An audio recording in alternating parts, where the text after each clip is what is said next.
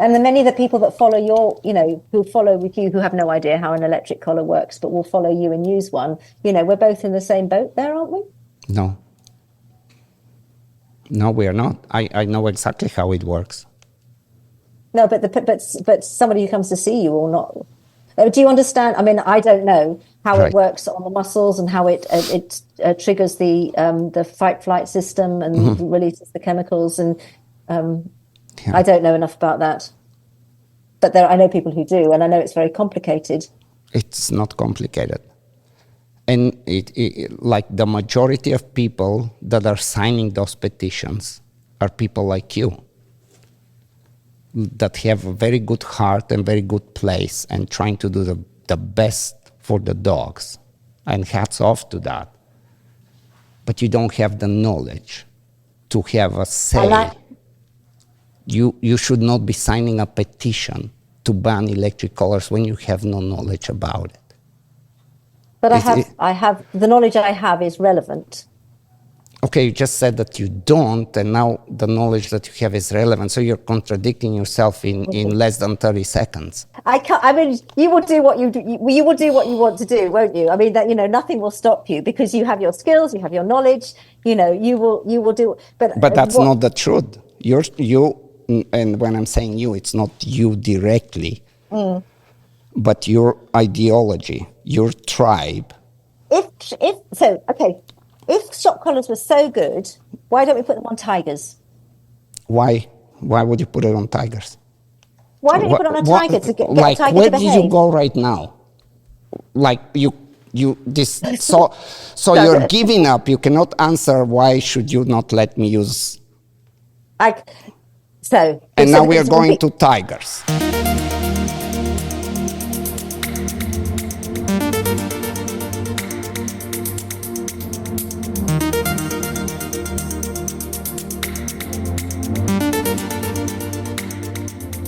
All right, hello everybody. This is Training Without Conflict podcast number 37. And today I have with me Jenny Gibson. Jenny, you're from England somewhere, right? That's right, a town north of London. Very good, very good. And it's kind of strange how we made this podcast happening because it was I made a post on Facebook.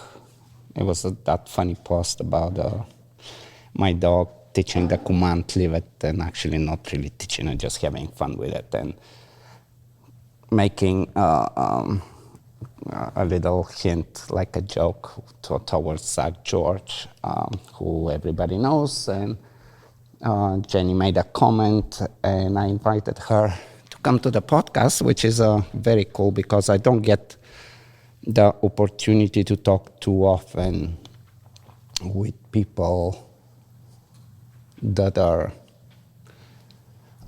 using force-free approach, and so that's kind of where it started. So Jenny, I don't know much about you. I know you said in the emails and on Facebook and so on that, of course, you're not a professional dog trainer, but just give us a little bit of background so we can get things moving here. So I describe myself as a middle-range nurse. I'm a woman in my 60s, and I just love dog training. I've been force-free dog training for the last 15 years. I've been involved with a number of service dog agencies. I've had puppy dogs, and I've had 2 dogs. My work as a community nurse, I spend a lot of time with families with very complex problems, helping sort out their behaviour. I work in a multidisciplinary team, part of it with psychologists and mental health and school, and trying to help solve very difficult family problems, and it feeds very comfortably into the dog training I do. So I also like to, and I think can hear some belly laughs coming at this moment. I'm absolutely passionate about force-free. Mm-hmm. Tell me about your dog. What do you have? So I have one. Tell me about your dog. So my current dog is a Cocker Spaniel, bought as a puppy with the idea that I would love to go out on shoots and do pickup. I train with a lady called Helen Phillips up in Evesham. She runs the Gun Dog Training Academy along with Jules Morgan. They're a fabulous group, and I really enjoy their company up there. And the idea was that this current Cocker Spaniel I was going to learn force-free up there with them, and have a fabulous time. And that hasn't worked out like that. And actually, the reason it hasn't worked out has made me even more passionate about being force-free. But it didn't work out because of schedule or just... Because I have a dog with no recall. From the moment she was a puppy, I did Susan Garrett's recall training twice. Yeah. Games, 2 years running. I followed that and watched all the videos, and people said, "Oh, there's a wonderful happy ever after." Never happened with her. So she's now 9. I thought it was all to do in the early years, the fact that she had a very skilled father. He's won lots and lots of awards up in Scotland. Mother was a stay-at-home mum, I suppose you'd call her that, and I thought I had rocket fuel with a ditzy mother, and it was all to do with brain chemistry. Then when she was 7, Sarah Hanson, she has the Wiggly Dog videos. I don't know if you've seen. She's a passionate force-free trainer. It's in England. The UK. Yeah. Really recommend anyone who's like, oh, don't believe it happened. Definitely will look into it. Watch Sarah Hanson's force-free. They're fabulous spaniels that she's got. We had a conversation. She said, "Oh, come and see me. I can help you." We spent half a day together. She gave me lots of ideas, which I was mostly doing already. And then at the end of the meeting, she had a field. She gave Pippa a little back massage. And said, "There's something not quite right with her back."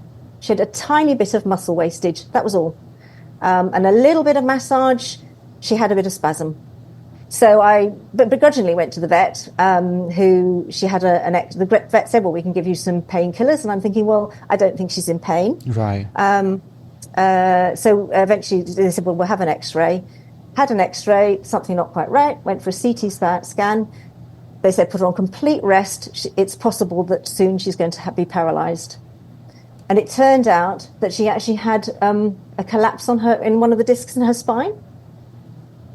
So the only thing I'd done between seeing Sarah and having her release after crate rest was spinal surgery. Post-spinal surgery, she's a different dog, completely different dog.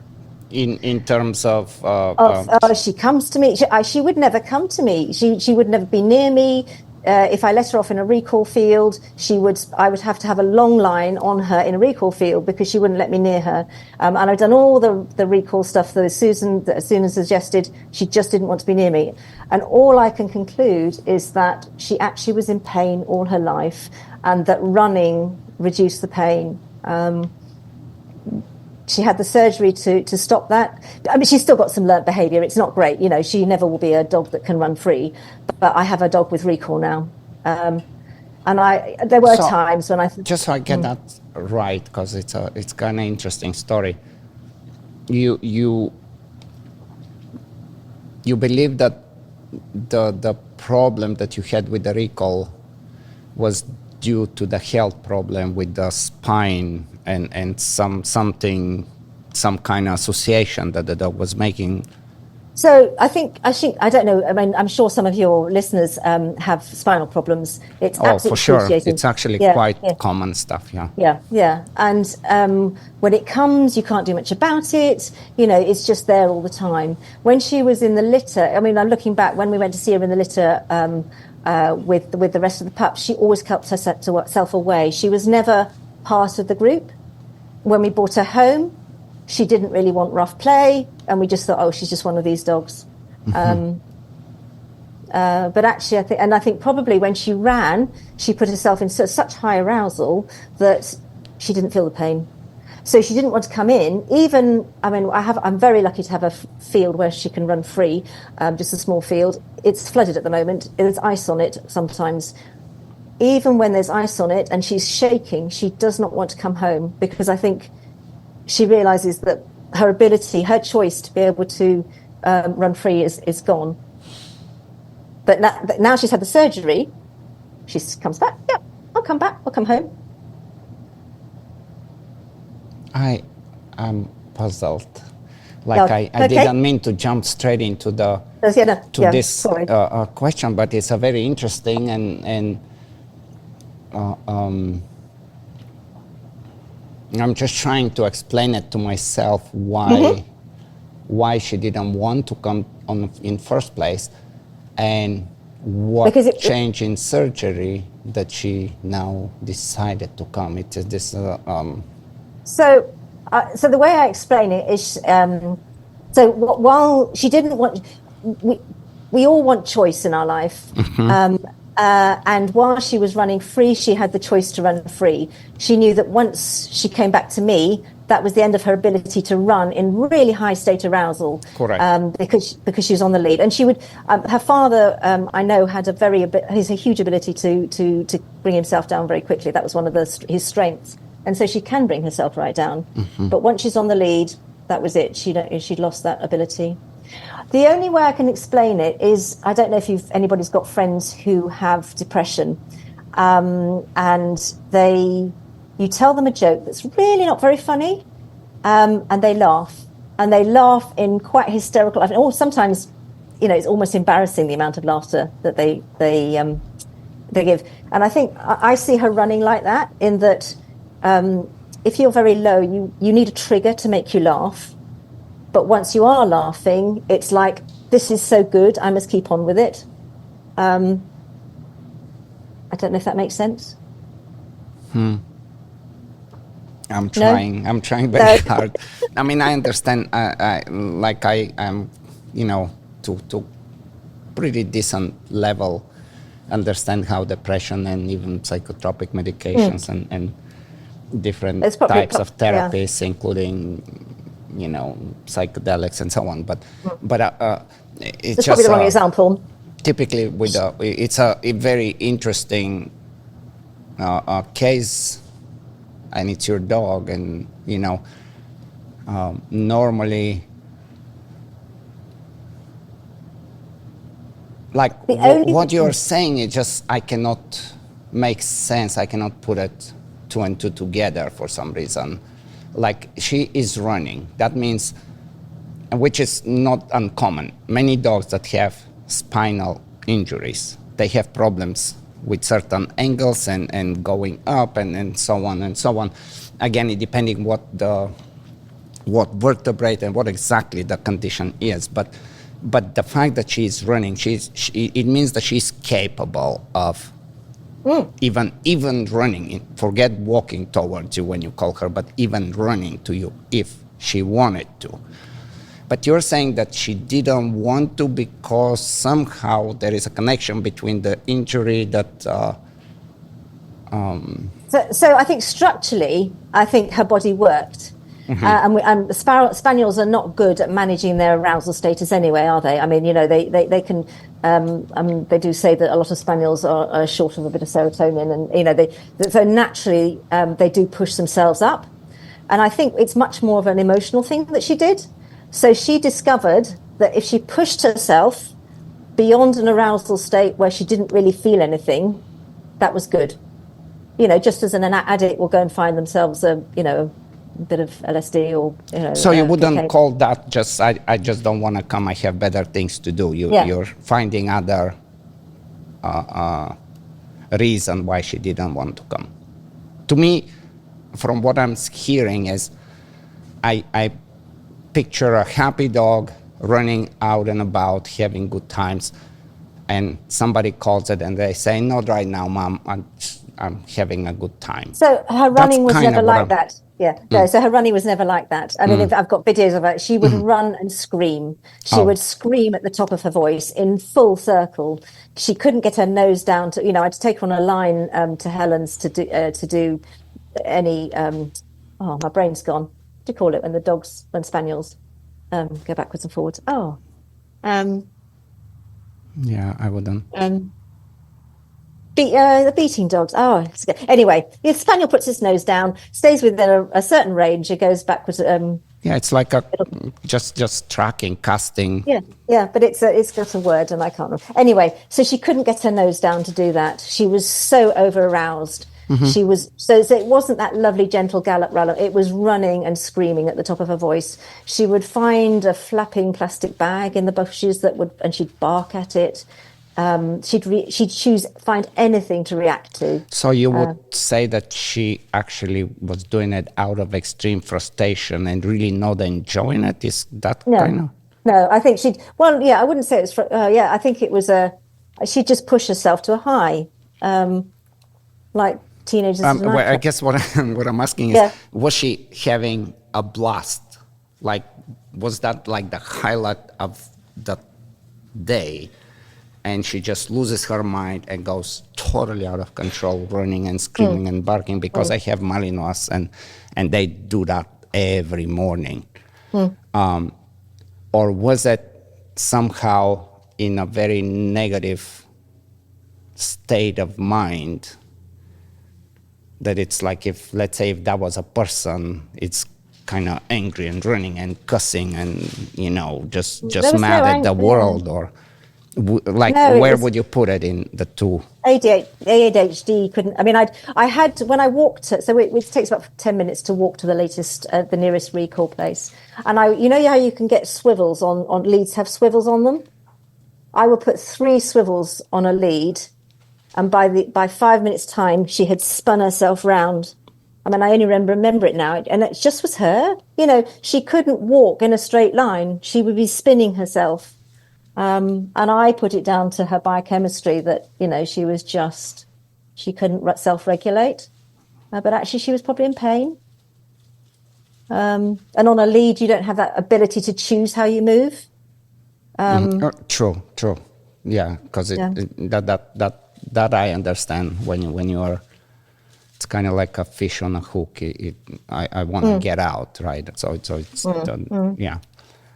So and cuddles at home, she wouldn't want to be touched, but she was best friends with my teenage son who was at home at the time.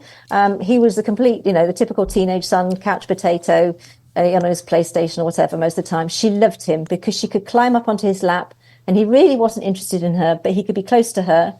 She could be close to him without him saying, right, now we can do something. Whereas my daughter would do the typical sort of girly, huggy thing, and she's like, no.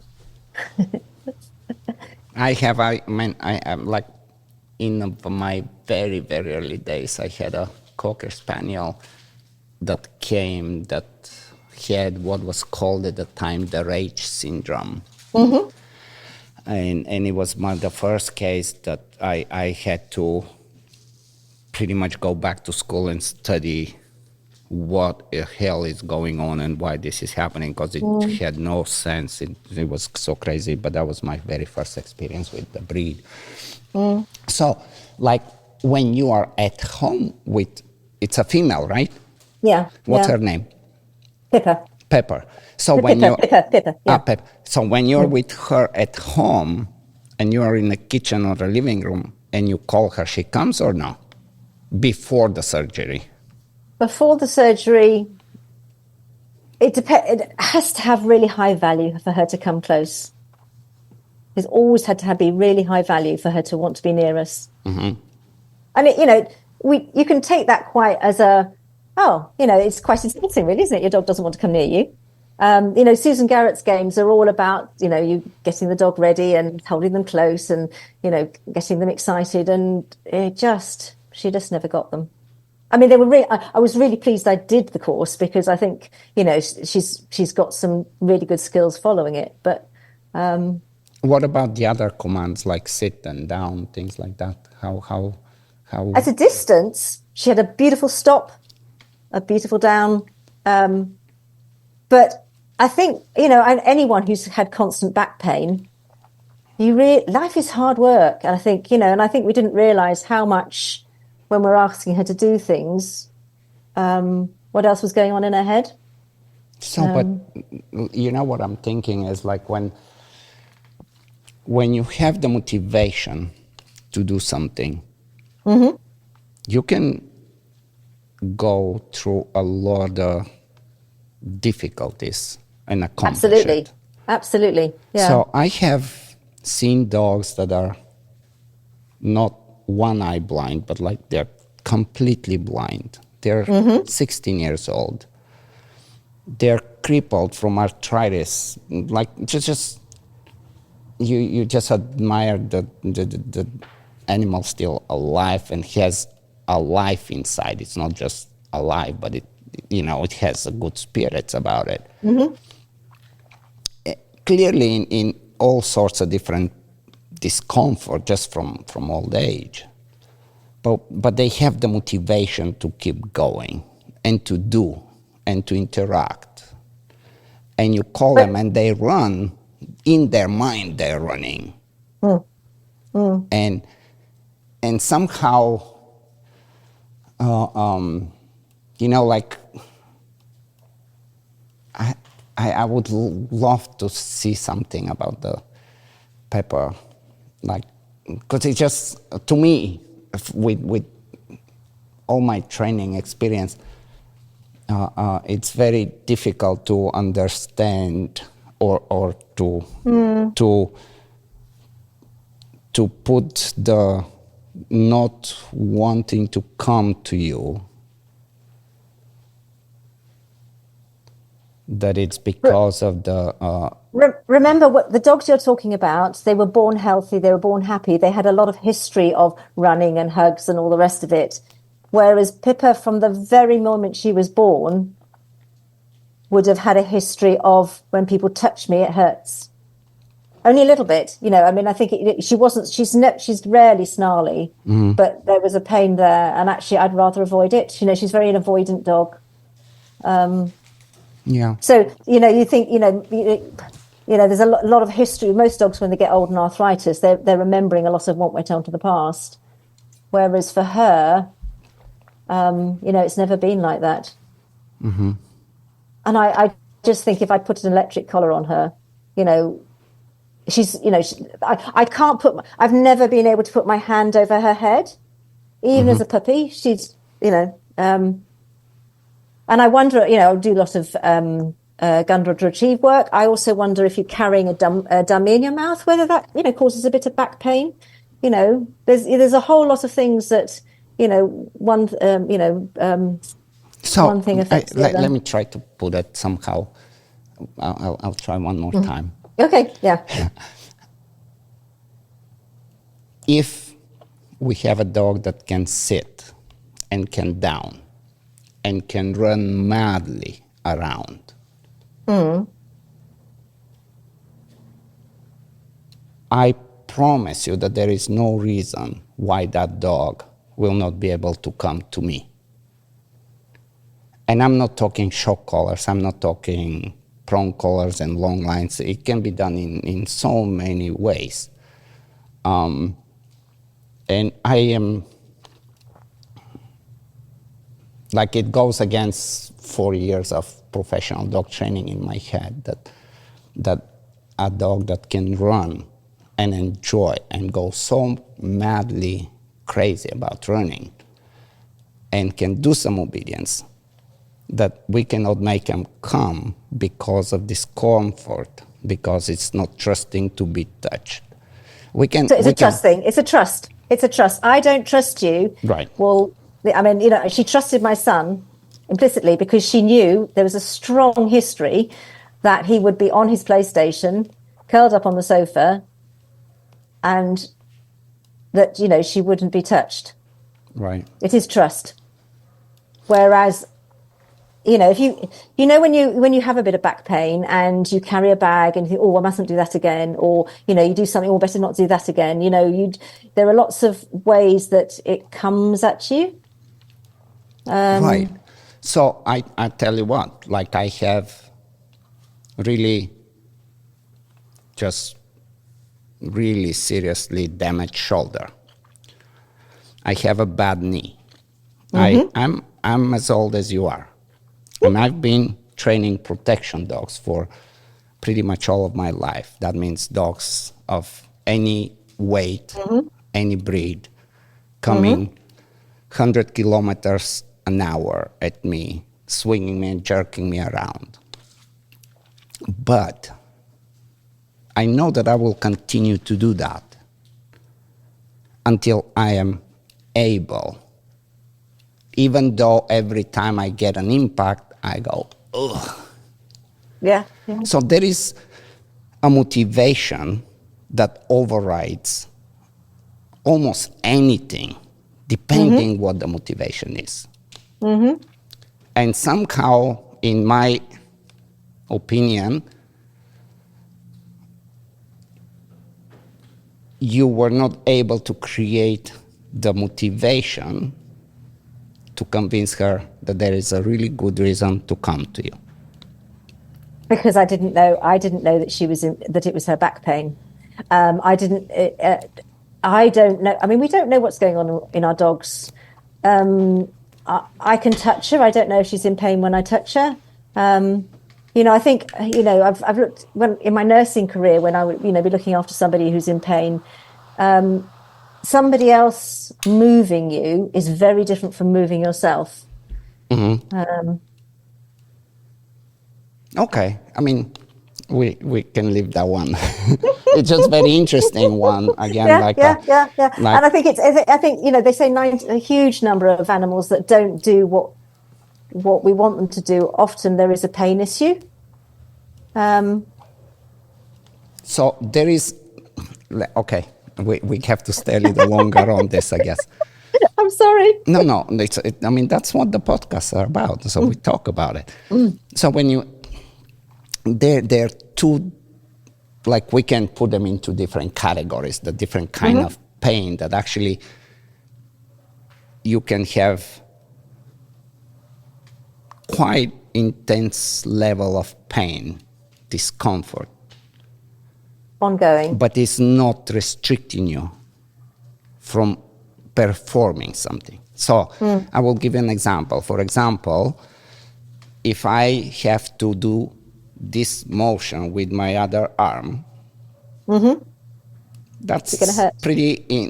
that's actually, I wouldn't even try because I've tried it many times. So I cannot do that.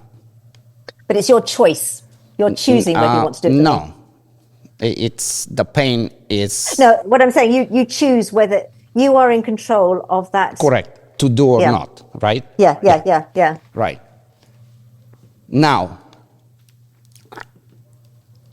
if a dog can walk and run, that means they can walk or run towards you. It's what I'm saying. But absolutely. Right. But if we are asking the dog that has back pain to jump over a knoll or do some of the agility exercises, then the dog can say, I don't do that. I really badly want to, but I don't do that. I cannot, physically cannot anymore. Or I cannot from beginning, right? So what I'm getting at is that in her case, she's capable, but she lacks motivation. It's not based on, I cannot do it. No. But I suppose it's motivation or the experience of something unpleasant if she comes close to me. I'm not doing the unpleasantness. The unpleasantness is happening within her. But if I scratch her in the wrong way... Right. But that's what I'm saying. So it's not a... Okay. Okay, this is good. I mean, I can't explain the physiology of it, but I suppose, past experiences teach... I know where you're going with it. What you're really... And just so you know that I understand where you're going with it. You're saying that she's physically and very capable to come, but the consequence of coming and what happens when she's right in front of you can cause her pain, and therefore she chooses not to come. Yeah. And to me, honestly, without trying to insult you, this is go ahead. This is an excuse of saying I don't have a recall of my dog, because they can come and But the and thing they is, what can would I lose? avoid any of the other things, but they can come in any proximity to you, right? They can come within a meter or 2 feet or 5 and circle around you instead of making zoomies all the way in the horizon, going madly in So a now I run. understand what she was doing. I mean, she's had 7 years of me trying to understand what was going on. I thought it was a biochemistry thing, and I had sort of toyed with the idea of going down that route of having something to sort of calm her. But in the house, she's fine, because in the house she has choice. In the house, she has a dog door, so she can go in and out when she wants to. She's not being forced to do something. Just as a street dog would. So it's only when we start putting pressure on her. And I think what we also have to remember with pain. What do you mean, start putting pressure on her? Pressure as I'm asking you to do this. This is what I want you to do. And I think what we also have to remember, when you're in pain, your resilience is really down. Your ability to cope with other things, your tolerance level is right down. Well, but that's what we said. It's a matter of motivation. I think we agreed on that. It's a matter of motivation. What's at stake? And can I physically do it, even if it's hurting, or can I physically cannot do it, period? So if I've got a chicken wing, chicken wing, she only ever gets, I now have a very solid recall on a chicken wing, but I would only ever use a chicken wing if I really need to go to her back. But sometimes she pushes herself so high that even a chicken wing, she really pushes herself right high. We can walk down the street and there'll be a pigeon on a telephone wire, and she will scream at it. And this is after the surgery, right? After the surgery, she's better. I can do I do a lot of Leslie McDevitt's pattern games, sort of, and calming things, and we get more. I can walk her past more pigeons, but so the thing is, she's had 7 years of history of it treated prior surgery. Yeah. So, but she still, before and after the surgery, she continues to make those wild, fun runs, right? They're not as bad. They're much. The difference is now I can say, time to come in. She'll come in, which she never would do before the surgery. Very interesting. And the only difference is the surgery. I've done nothing different before or after. We go to agility. Just a very, very basic low-level agility. Before her surgery, we got if the rabbits and the pheasants had been out, then she had to do it on the lead because I had no concentration at all. Now I can get a beautiful round with her, staying with me, and she's beginning to realise it's fun. But beforehand, interesting one. And the only difference is the surgery. All right. You don't look convinced. No, I absolutely. Yeah, and I can't even lie. I mean, it absolutely does not make logical sense. That's, but which is fine. I mean, there is sometimes things like that, like it's okay. We cannot always convince each other and believe in what we say to each other. And that's fine. Tell me. You mentioned service dogs. Tell me a little bit about the service dog stuff that you do. And so I started. I married a man who doesn't like dogs, which was not a good. That sometimes actually it's the best option. He says he doesn't like dogs. He does love dogs. But when the children were a bit older, I said, well, let's get a service dog puppy in the house. That's a way of me having a dog in the house. I would rather. The children know this. That I've always said I'd rather have dogs than children. I love my children. But I started puppy walking with one organisation, and then after a bit. What type of service dog? I kind of quite familiar hearing dogs, with medical service section dogs. Hearing dogs. Hearing dogs. So I started off with hearing dogs a long time ago, and then I did a little bit of puppy walking along with we shared a dog. It was a bit unusual, but with medical protection dogs. And now I do a little bit I did do a training with an organisation called PACT, who's they're associated to a bigger organization, the ABTC. So I trained to be a dog trainer, but my health work actually takes me too much time. So I don't actually I do very little training, but that's allowed me into now I help out with I do a little bit of training with an organisation which is under the umbrella of I have to get this right, Assistance Dogs UK, which is sort of the main UK umbrella of Assistance Dogs. And they have a voluntary branch. There's one small voluntary organisations where I go into a home and I spend time with one family, and help them with their dog. And they've been force-free for a long time. So I've only spent a very short time in a non-force-free world. With one of the hearing dogs we adopted because she failed. I went to see I needed help with her recall. It's a bit of a theme here. I went to see a local gun dog trainer that I was recommended. He'd had 40 years of training.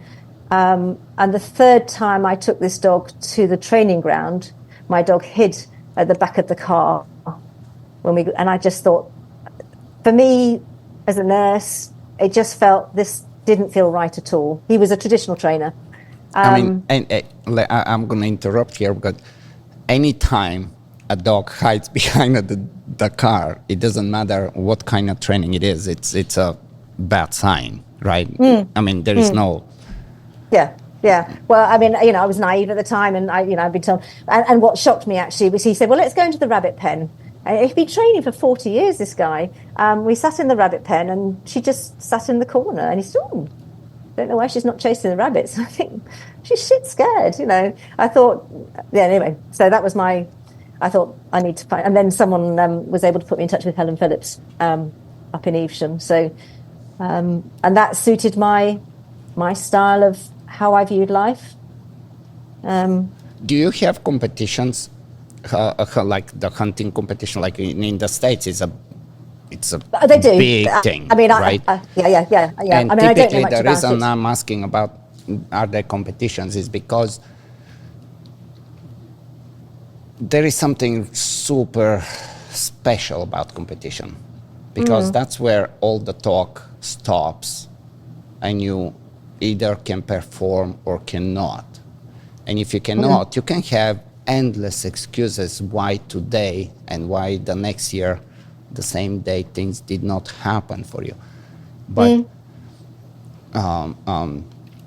so Helen, has she done competition? Has she compared her skills to other hunting they do. I mean, trainers? I don't know what level, but they often talk about it there's quite a large group of them. I know Sarah Hansen competes. And there's a lady. So, because if I'm you, and even if I'm not you, now I'm very curious. So, even if it's after the podcast and a few days, whatever, but I know I'm going to do some research on these people, because that's kind of what I do. I like to, if somebody tells me I can do that, or I can do that better than you, or I can do it just as good as you, but in a way better approach, I'm all for it. I'm like, let's go, show me, please teach me. But when we have a group of people that agree on something, doesn't necessarily mean that this can be, or like, again, competition is a beautiful place that you either can show it, and you can show it consistently. It's not like the one-hit song. We all can have these stars that line up. But if I was to go to somebody to learn and to do hunting, I would make two choices. How far I can go,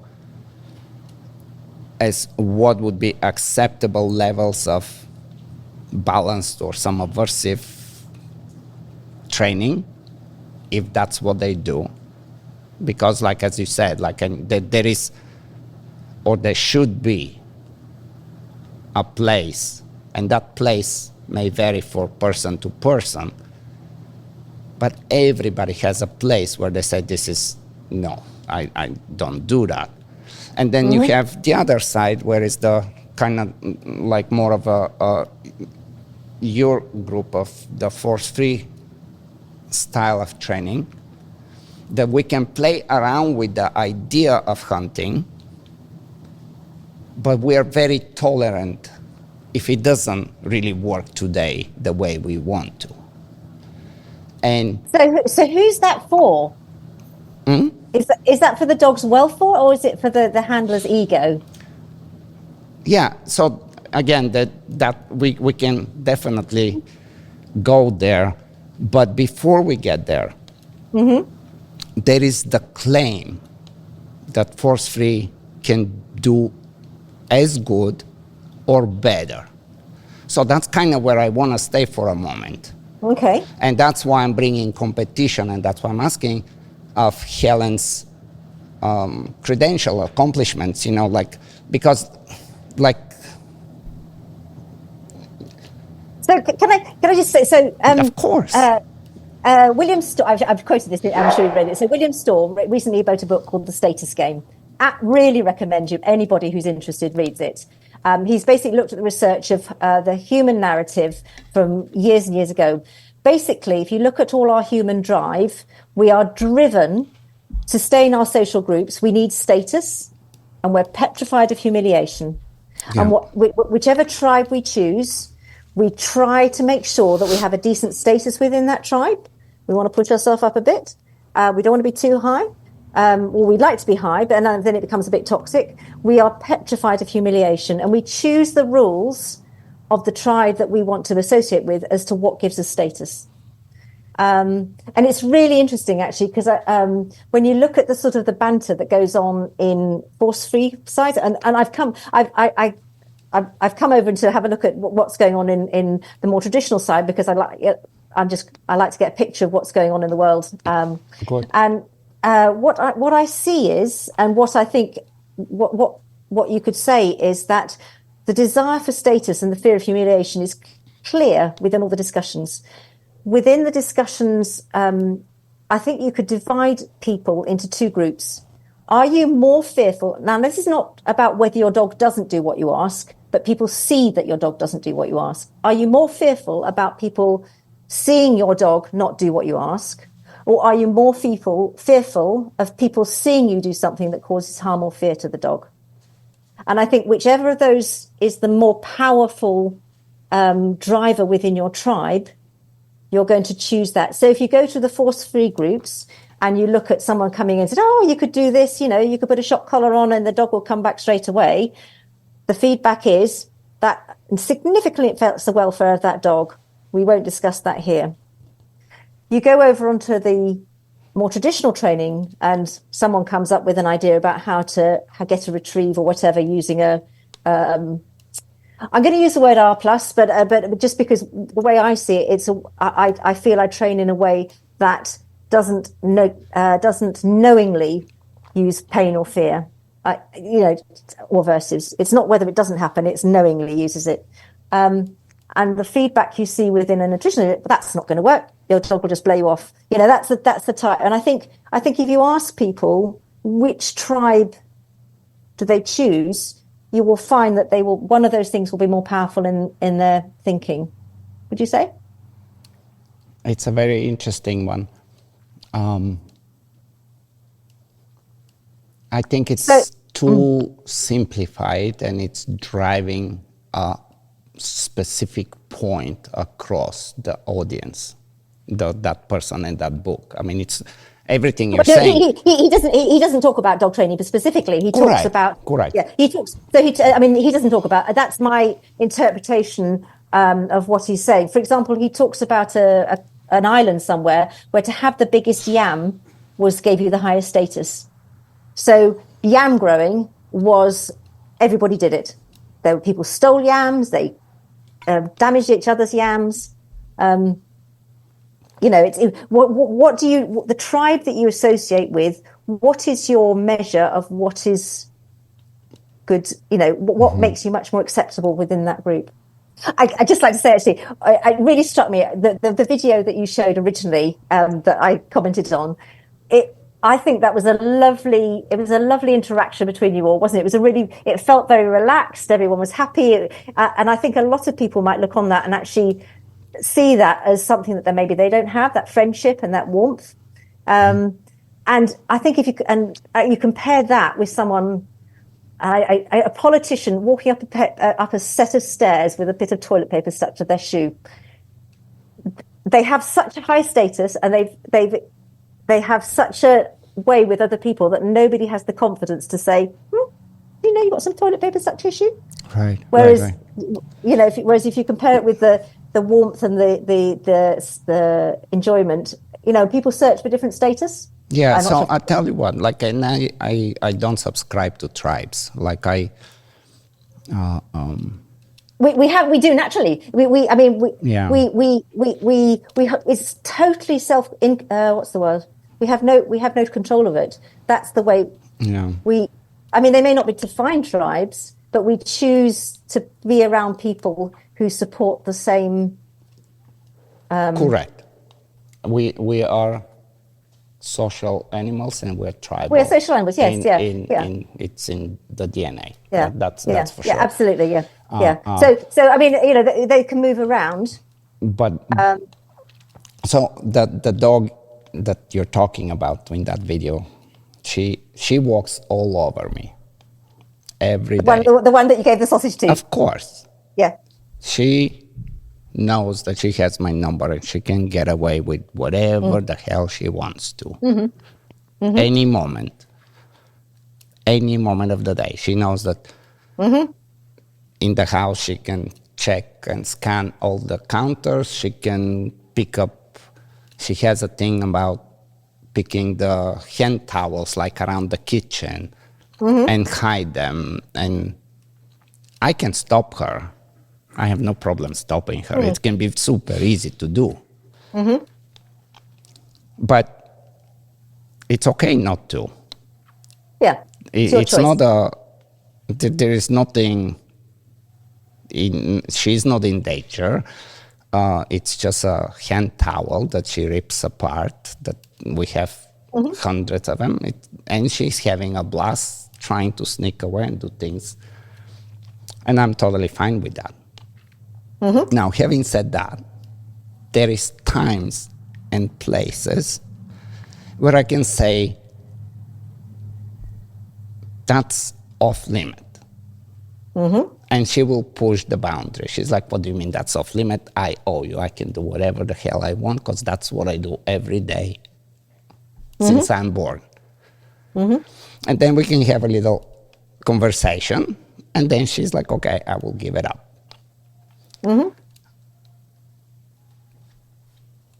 It doesn't put me in a balance trainer or force-free trainer. I'm definitely not force-free trainer.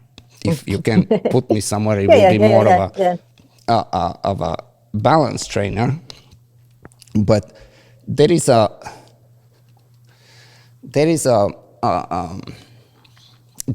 so many misconceptions, but here is one. Of how we think of somebody that is balance trainer, that means that I am this very authority figure that doesn't give any slack at any moment, and that dog is a soldier that just goes, yes sir, I'm gonna stay on the place, I'm gonna heal, I'm not gonna touch that. And that's not what goes on in people's homes.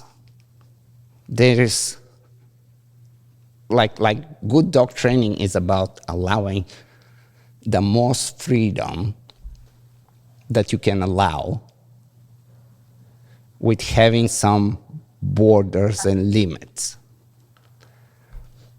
And there is different ways to accomplish that. But everything we do is got to have a consequence, isn't it? However we choose to manage those boundaries, there will be a consequence to it. Correct. If you leave your battery, if you plug your phone in overnight to leave it to charge, yes, you'll have a full battery in the morning, but you also might knacker the battery. I live with a physicist. Very true. But before we got so deep out of where I was Okay, sorry. Let's come back to Helen and the hunting dogs and the two groups or three groups or whatever, you know, because that's a very easy thing that we don't need. This is one thing about studies and canine labs and research and people with PhDs. They have extremely limited opportunities. I think it's about how you feel about the dog you're training, and I think, you know, in other areas we enjoy our dogs. We enjoy training our dogs. The dogs that I train alongside, they work over pheasants. You know, they have recall. You know, they have good days and bad days. You know, every dog has good days and bad days, but the expectation is about you only put the dog in a stage where you know that they can cope with. Not quite sure what I'm trying to say here. I think competition isn't part of it. You know, competition is one way of getting status. My dog, you know, Pippa's father won every competition in the north at some point. I think, you know, I don't know, but that's only one measure of the dog. There was a competition, a video competition years ago, long before most people used to do them. One of the game fairs did it, where somebody was throwing a dummy in a walk to heel, and everyone had to video it. Uh-huh. The 3 winning dogs were all R+ trained dogs. Of I don't know how many went in, and what you could see, they were happy dogs, relaxed, happy dogs. Now, I think, you know, if you're very skilled at training, then what kind of competition again? It was a video competition. There was it was throwing a dummy, retrieve a dummy. It was a blind a video competition. A video competition. Yeah, beg your pardon. It was a video competition. So you sent in a video and you got a free ticket to the game fair. Yeah. But it was really interesting that the 3 winning dogs were all positively trained dogs. Yeah. And whether that, I mean, you know, if you're as skilled as you are, I would imagine there are things that you can, you know, your timing will be absolutely fine. But when you look at most trainers, and I'm sure, you know, I'm sure you train a huge breadth of trainers. When you look at most, I know we're going so many places. I promise you, we will get there. We will get there. I promise. Yeah. The reason again, I'm bringing competition, and I'm talking competition.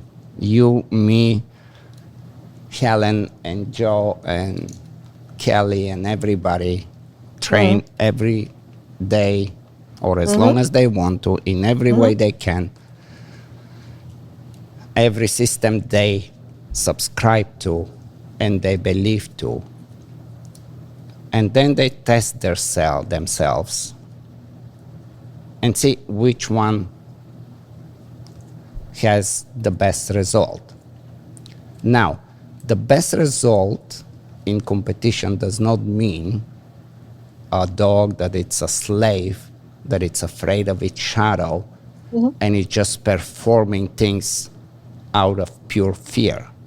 That kind of dog will never be successful on a high level.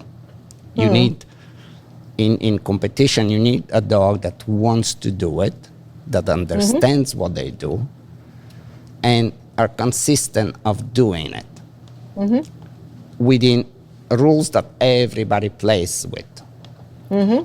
And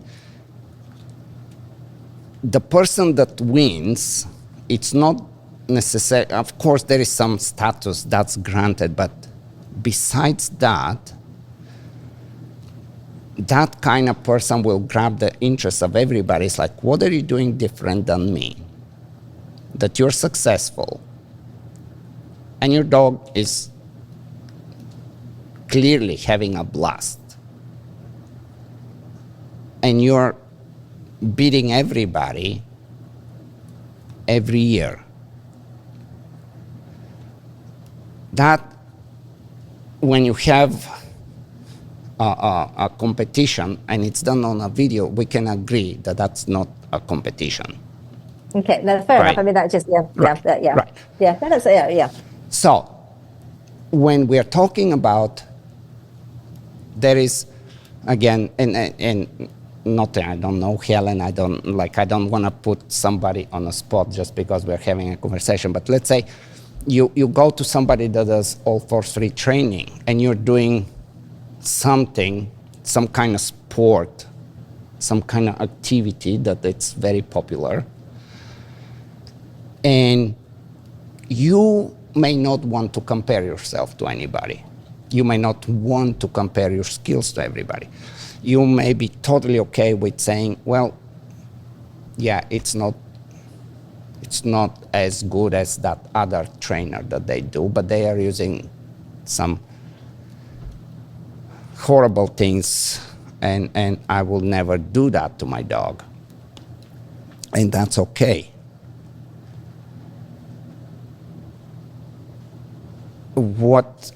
One of the claims of force-free all across the board, being competitions, being pet dog training, being behavior modification, being service dogs, is that force-free can be as good, if not better, to any other type of training.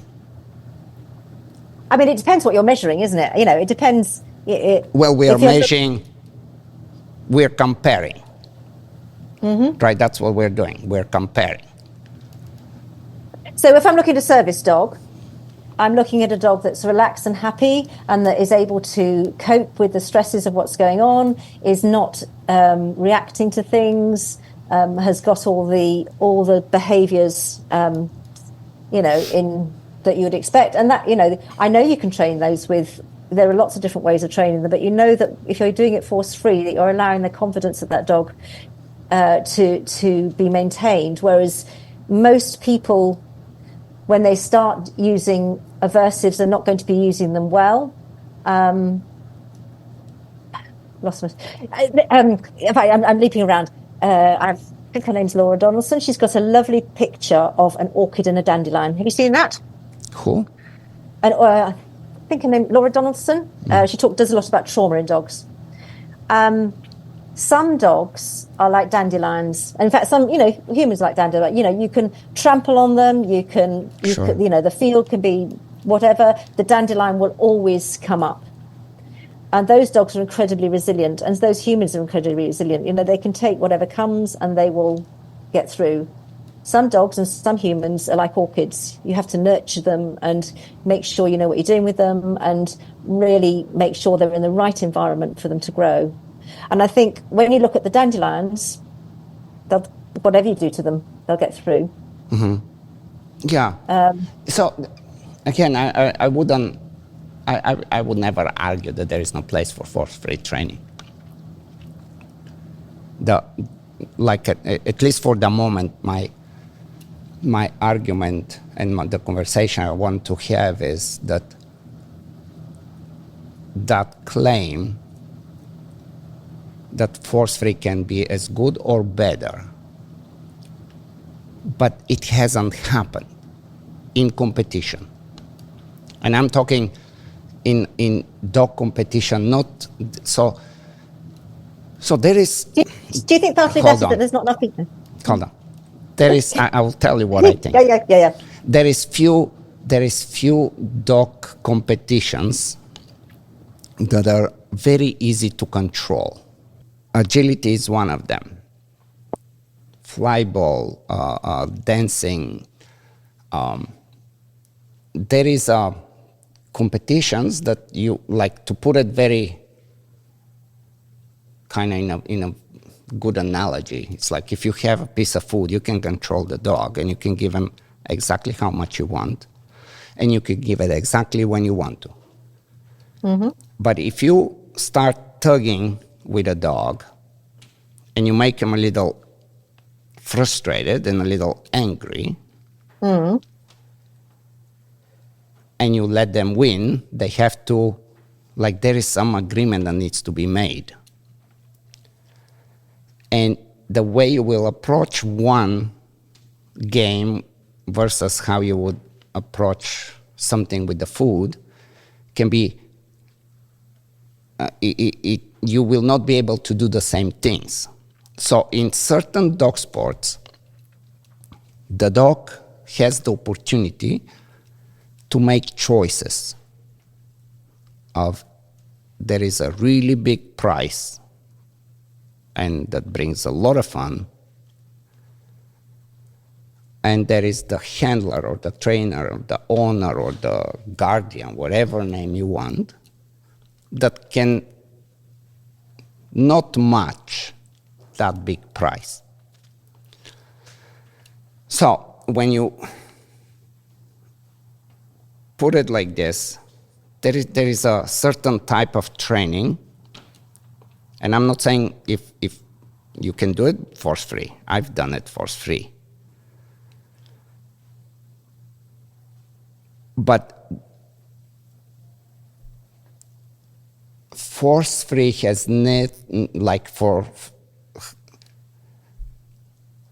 the idea of force free starts in the early 80s, becomes very popular towards the end of the 80s, 90s, and 2000. All of a sudden we start to ban and start to claim that there is no need of using these primitive ways of treating dogs. When you say primitive, I'm not sure. With the claim that we can do all that you're doing in a way more friendly way, humane way, ethical way, fear-free, and so on, force-free. But up to today, 2024 February, that's still a claim that doesn't have any basis, any grounds to stand on. This has not been, like, dog trainers are very strange people, especially people that compete. They will do anything. Like if you convince somebody that something will work better than something else, and they can do better in competition than most of the rest of the people, they will adopt that approach in the same second. There is no reason for them not to. There is no reason for them to be stuck in, no, I'm going to do it my way and I'm going to just keep banging my head in a wall while everybody is surpassing me in training and in competition. Why is anybody doing it in the first place? You know, why? I suppose I'm coming from a place of, there's that argument. I mean, I can't argue yes or no. I have no experience in that level of training. Okay, so you're asking why competitions? Yes, you know, for whose benefit is the competition? Very good question.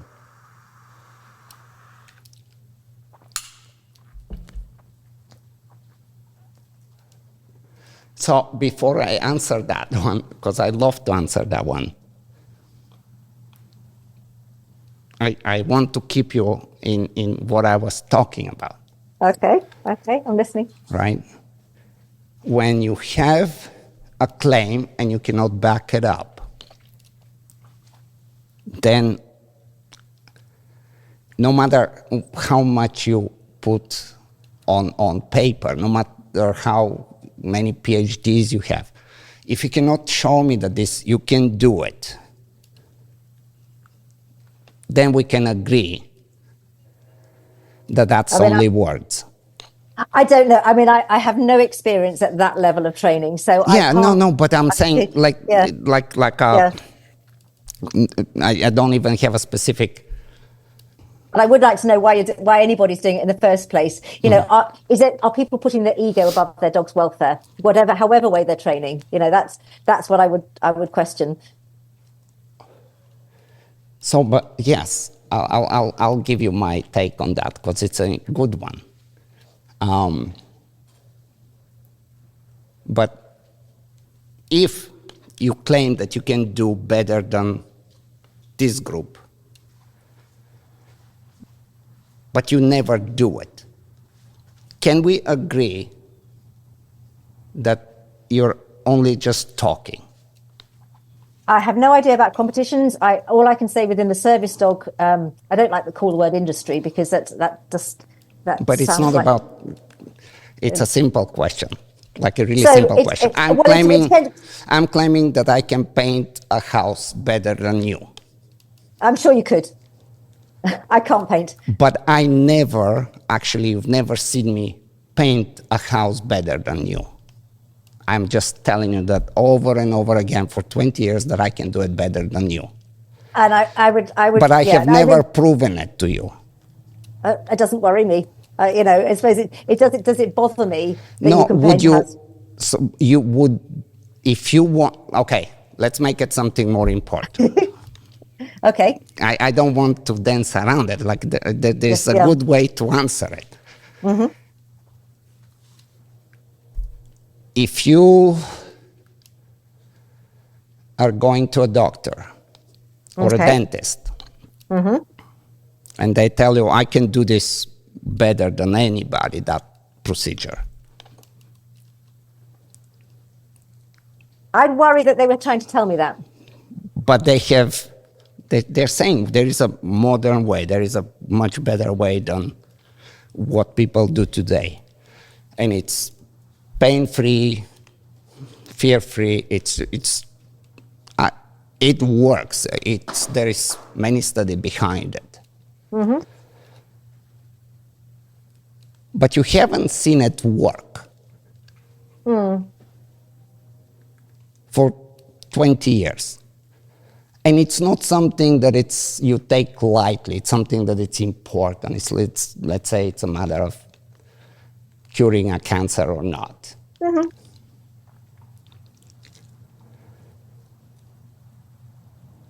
Would you go with the people that actually at the moment are successful?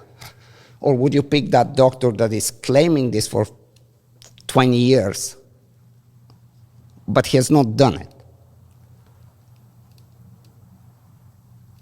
Forget about competition and dogs. Yeah. Would you go with that doctor when it's life-threatening situation? It depends what the other options are. I think the thing is, I see. It depends what you're comparing. Are we comparing apples and pears? It's about what are we trying to prove here? We are trying to prove something. I'm saying I can. What kind of games you like to play? What are you? Anything that you're good at? What games? I've got my mind's gone. Let's say you're a grandmaster in chess. Let's imagine that. Yeah. Okay. Fair enough. Yeah. Yeah. I mean, like grandmaster, like above the excellent level. Okay. That'd be a bit weird, but yeah. And I start to tell people that I have a really good way. I've come up with some completely radical approach of playing chess. And I can beat any grandmaster any day. But I never sit down on a table to play chess with any of them. What do you make out of that? So that's one specific person without any evidence of one specific thing. So I agree with you. I would stick with where I was. But I think I suppose it depends when we're going back to the force-free versus traditional methods. What are we comparing what with? We're not looking. If we're looking at the mental health of the dog. No, we absolutely can look at the mental health. It's the very first thing we want to look at, because we will get to ethical. There is definitely something to be talked very seriously about, as far as how far you go and what is ethical and where we draw the line in the sand and so on. Mm-hmm. But for right now, one of the claims of force-free is that it can be at least as good, if not better, all across the board in dog training. Well, I suppose it depends who's making that claim. Is that one person making that claim, or is it just a general vibe? You know, it's sort of and what is better? One person's better a dog Jenny, that does but what I'm you not ask. saying what is better. We're not talking about what is better. I'm talking about which one is better in terms of a result. We're just talking results right now.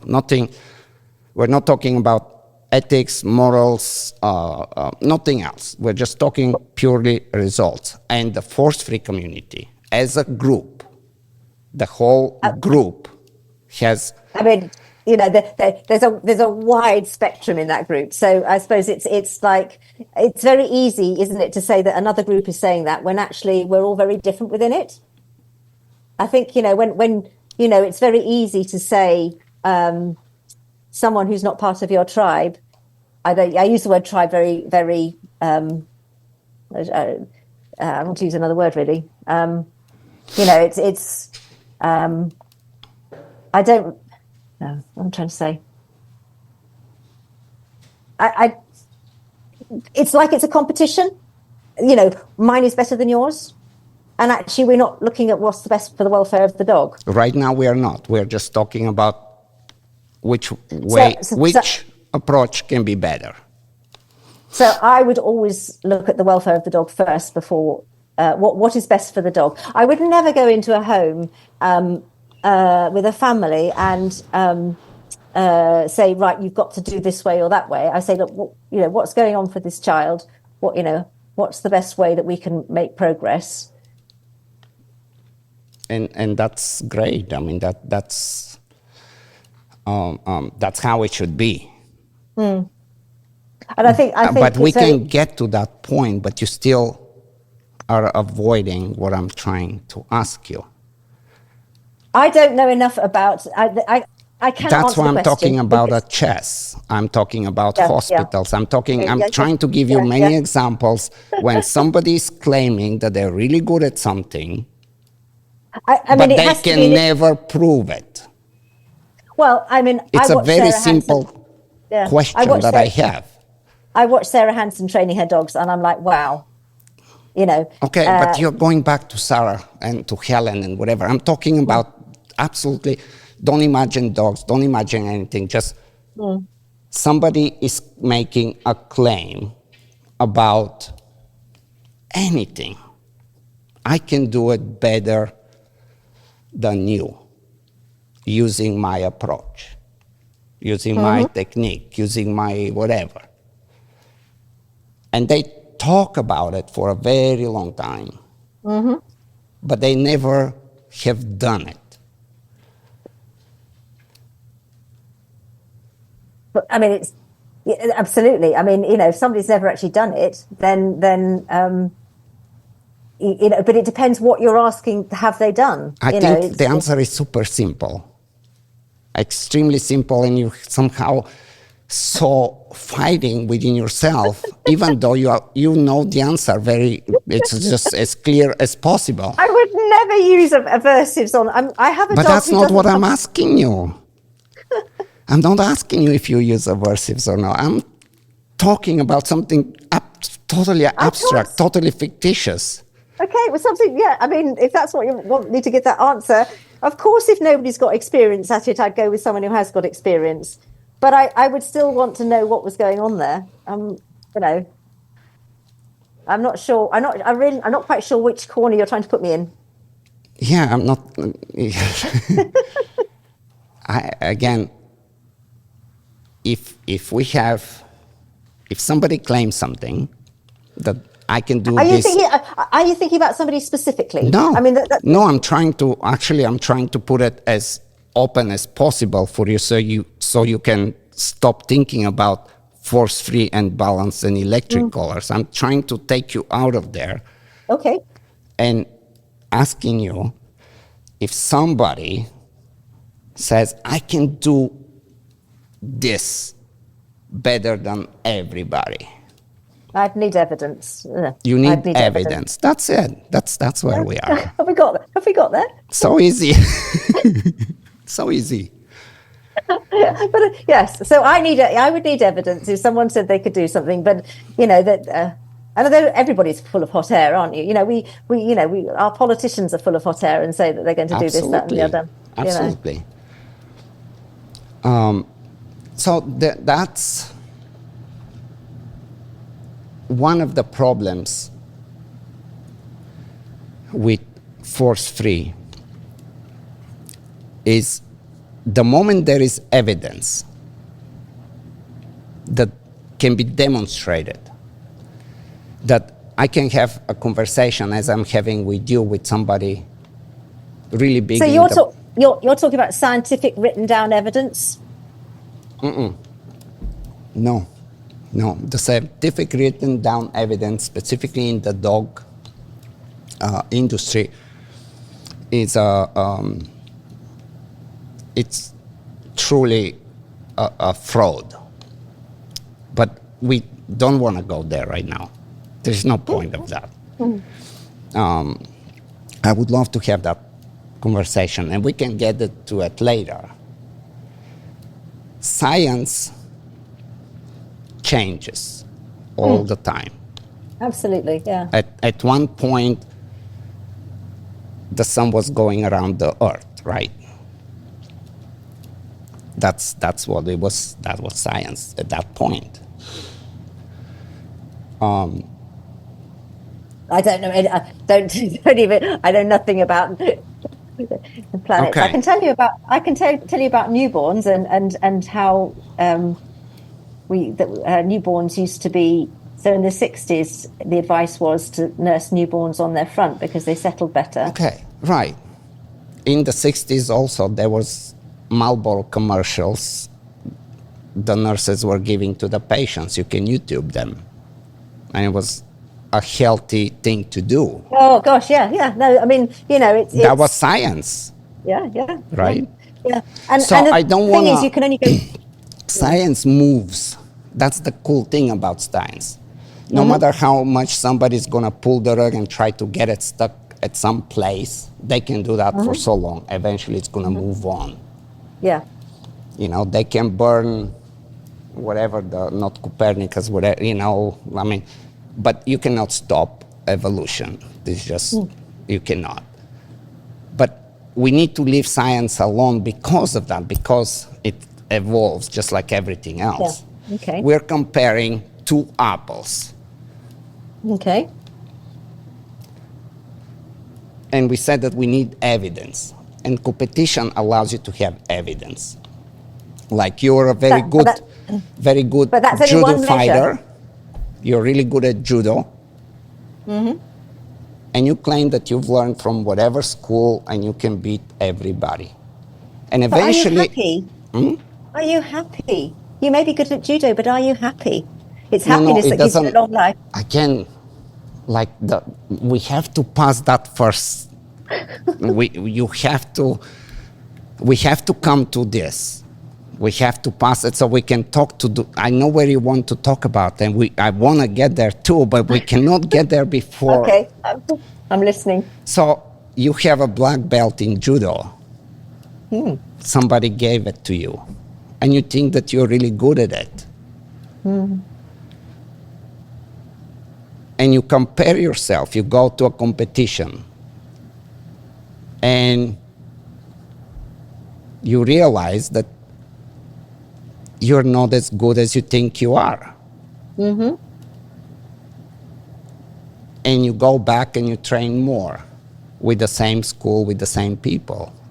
You give your heart, you do the best you can, and they promise you that you're going to be better. You go to competition, and you're not again. So anything that those people, those coaches of yours are telling you and making you do as a promise that you can do better against somebody else in competition have no ground. It's an illusion, if you want. Eventually you realize that it's just not going to happen.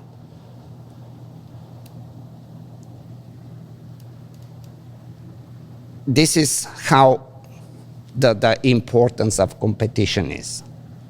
Like you have, even if you don't understand martial arts, I'm sure you have seen at one point in time where somebody used this energy power and just goes like this, and 20 people just crumble on the ground. And they do it over and over again. And all of a sudden they think that they can go and fight and demonstrate it. And they fail. But quickly, very quickly. If they didn't fail,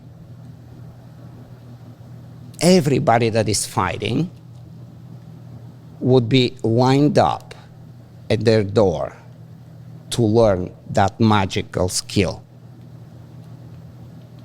I'd just start knitting, I think, instead.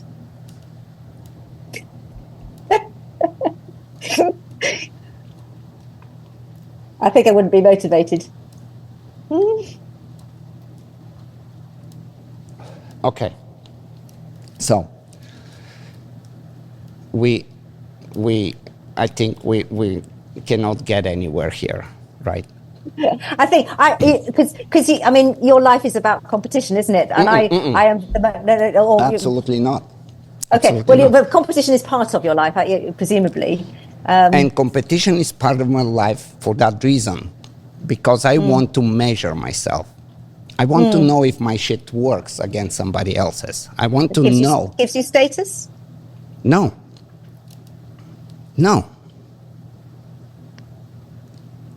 I am spending a lot of time to master something. Gives you Anything. I want to take from anywhere anything, and I want to be very good at something. Then I would compare what works and what does not work. If we don't compare what works and what doesn't work,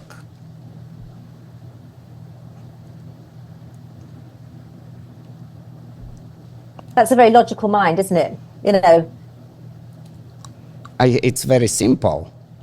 And it has nothing to do with status. Well, it's a feeling of self-worth, isn't it? You know, status is probably the wrong word, but it's a feeling of self-worth. Okay, I'm gonna make a last attempt.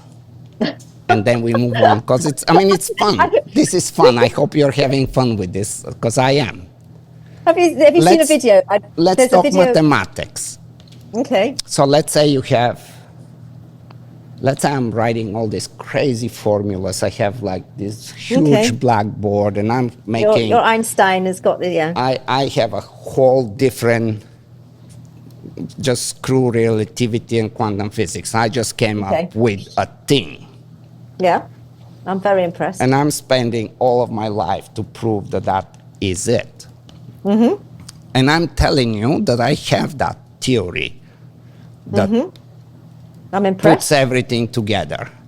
And I promise you that you can challenge me. Because that's what science is about. You say, hey, I have an idea and I can prove it. And in real science, you want to challenge your ideas and so then you know if it's working or not.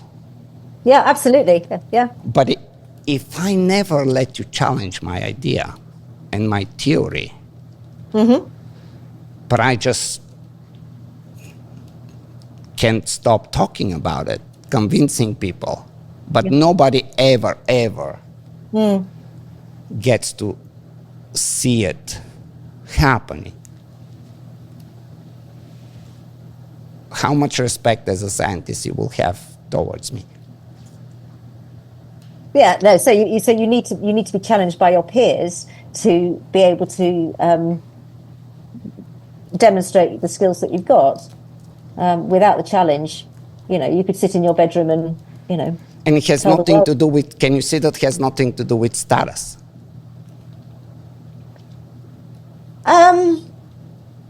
You're searching for value we're all searching for value in our lives. Status is probably the wrong word, but are we accepted or being accepted? We do things to be accepted. I can tell you a story, actually. It's really so. A few years ago, there was a young lad that I was asked to go and help who had really bad behavior problems at school. He was always the one causing, there was always trouble. Wherever he was around, there was always trouble. And I went to his house with his family, and I had some little figures, and we played out what was going on. Why was he always in trouble? We had some little figures. So we pretended one of them was called, I don't know what it's called, John, and all the kids in his class. Yeah. And as he played it out, what it appeared is that he loved the affirmation of rescuing somebody. So what he was doing at school is he would go in, he'd cause a ruckus, and then he'd rescue someone. And he got affirmation for the rescue. It was really reinforced. So that his behavior was getting worse and worse because he just loved that rescuing. That really gave him a big kick, gave him self-worth. And we searched for it different. I mean, in the nursing profession, there's one recently, and I'm sure you have them in America. There's a nurse recently gone to prison for life because it's the most vulnerable children. How can I say this? They make children ill so that they can rescue them, right. And some children have died. Yeah. That can be toxic. That's a toxic, and actually something's gone badly wrong that someone does that. But I think we're all searching for some self-worth somewhere. Yeah, that's I cannot disagree with that, right? I mean, if we don't, I'm sure there are people that don't, but that would be a sad thing to live your life that way. I think, I don't know. When you have competition, one of the things that got me with your comment on that video on social media, which you're by no means any exception. This is like what we are talking about. This is a conversations that very rarely happen between people on the other side. But it's a conversation that I'm sure both sides want to have. Mm-hmm. What got me in your comment, again, it's not an exception, this is a very common thing, is that it's a claim of force-free, again, that if it's failing, you suck as a trainer, you don't understand the science of training. You're rushing it. You're basically not doing it right, because if you're doing it right, it would succeed. That's the claim of force-free, you say? Yeah. I mean, that is your claim, and that is the claim of the video that you say. I can hold on. I mean, I Unfortunately, because the teaching of force-free needs a much deeper understanding of how the world is for the dog, it seems very sad to maintain the ignorance of followers by teaching them a training narrative that is 30 years old. Did I write that? Yeah. Okay. Yeah. Despite most people, when they take the time to learn, and now it's with capital bold, with the right support. Yeah, okay. Find the approach infinitely more rewarding relationship with their dogs. The most tragic of all is that the dogs trained with aversive will continue to suffer unnecessarily in the name of obedience.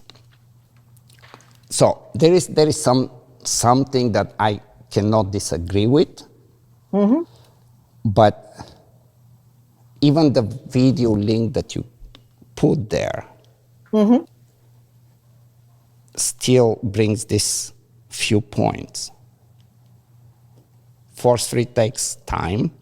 Yeah, you disagree You with need that? to understand science.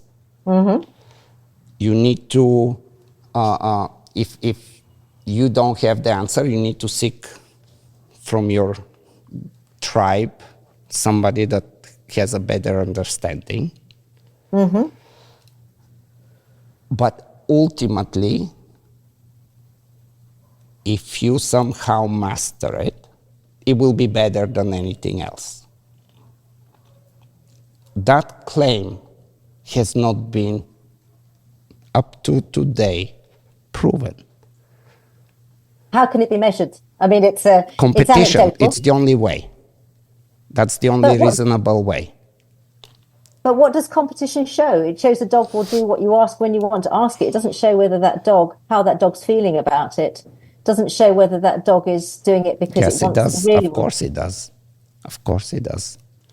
So I will tell you the sport, one of the sports that I compete with in.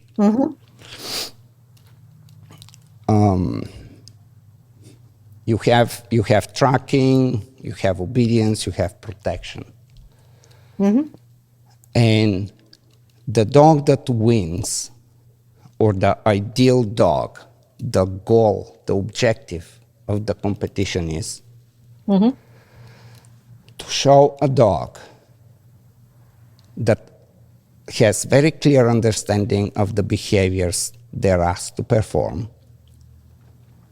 They don't get confused. They're very reliable. They don't go off on a tangent and do something that they like to do when they're told to do something else. But they are not suppressed. They do not show avoidance. They're extremely animated. And if for some reason we have two identical dogs, like imagine two dogs that are walking next to a person, and they are very precise, identically precise to exactly what the rule requires. But the one dog has that mental state of, I don't like doing this. I have a little bit of fear. I wish I'm doing something else. It has that low head. It has those ears a little bit. It has clearly, you can see it, you can feel it. The emotional state is the one that you always compare that training with. And then you have another dog, identical, that actually is very proud, is very comfortable. The ears are up. There is no yawning, there is no lipping, there is no scratching, there is no tail tuck. It's like in any possible way you look at it, that dog clearly shows understanding of what to do, clearly wants to do it, and absolutely 100%, there is no fear, no avoidance, no stress. That actually is possible in dog training. And you will not be able to tell how that dog is trained if you only watch the dog in a competition.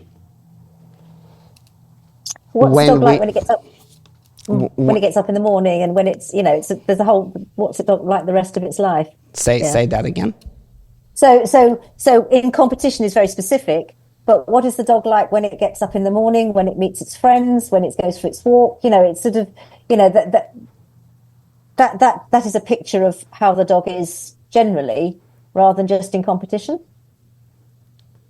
Have I missed the point? You do a little bit. So I told you my dog walks all over me. I told you that she can take.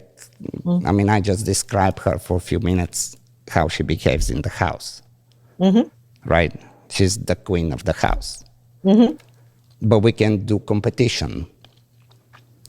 If we leave outside the competition, the life and what the dog does, and just stay on this for a moment. We say, okay, there is a competition, there is a requirement, there is a rule book. That dog needs to do A, B, C, D. And every dog needs to do A, B, C, D.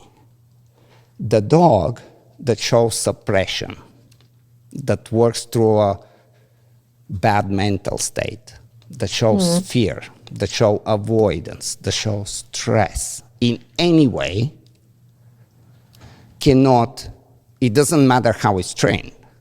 And I can argue that you can accomplish stress, avoidance, and a bad emotional state without ever using any aversive. Strictly through positive reinforcement. When you create enough conflict and through confusion, that's the end result.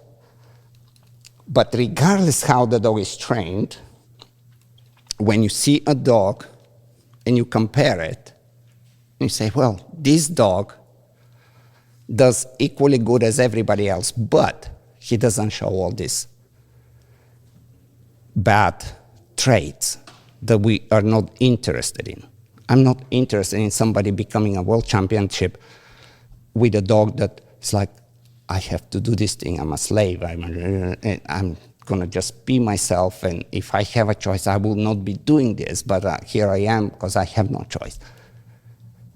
That dog can never, ever, ever be in a winning place. And the reason it cannot be is because once you are on that level, then it's human nature. Everybody looks up to you and say, wow, he does it better, as reliable, as clear, stress-free, fear-free, animation, all the things that you can think of, all the good things. It's a whole package. And they do it. And the rest are like, well, how do they do that? We want to be there because even if we don't like what they do, we have to be there because this is the best option. In competition, it is very important. It's actually, I cannot be explicit enough how important it is that the dog has to want to do and should not show avoidance and stress. That's not what's about. If the two dogs make the same performance, but the one shows that negative side, they can never be above the other dog. For that reason, because if the judges decide to put them there, they understand that everybody will be like, how do you do that? And now everybody starts to do bad things to their dogs because the outcome comes the same. So you've got quite a small group of people there who are driven to achieve that competition level, haven't you? Say that again? You've got it's quite a small group of people who are driven for that competition level, who are aiming for that level of achievement. Small group to the billions of dogs and homeowners, for sure. For sure. But it's competition has an interesting place because it's your like training for competition and then testing what you do. It's really like your science lab. Like but you can have it's somebody very that's specific, isn't it? Very specific. You know, if you've got Bertie the guide dog, I can tell you about guide dogs. I've done this. I'm a licensed instructor for 6 years in guide dogs, so we can go there for sure. No. What that training, everything is animal learning and training. It's everything that you have learned and you practice in your work with the kids and the families has been tried and experimented with animals prior to. And then when it gets to a point where it becomes more, there is a huge difference. At some point, animals cannot be instructed as humans, and they cannot think abstract and so on. So yes, there is a movement forward when we, but the basic foundation of psychology comes from animal study. Yeah, I mean, well, yeah. So there are some human studies that feed into animal studies. When you're looking at trauma, but yeah, a lot of it has come and appalling experiments. When you look at what Pavlov did to his dogs, it's horrific, really, to think. I mean, we need to use the information, but he was pretty cruel to his animals, wasn't he? He actually was not. He was, yeah.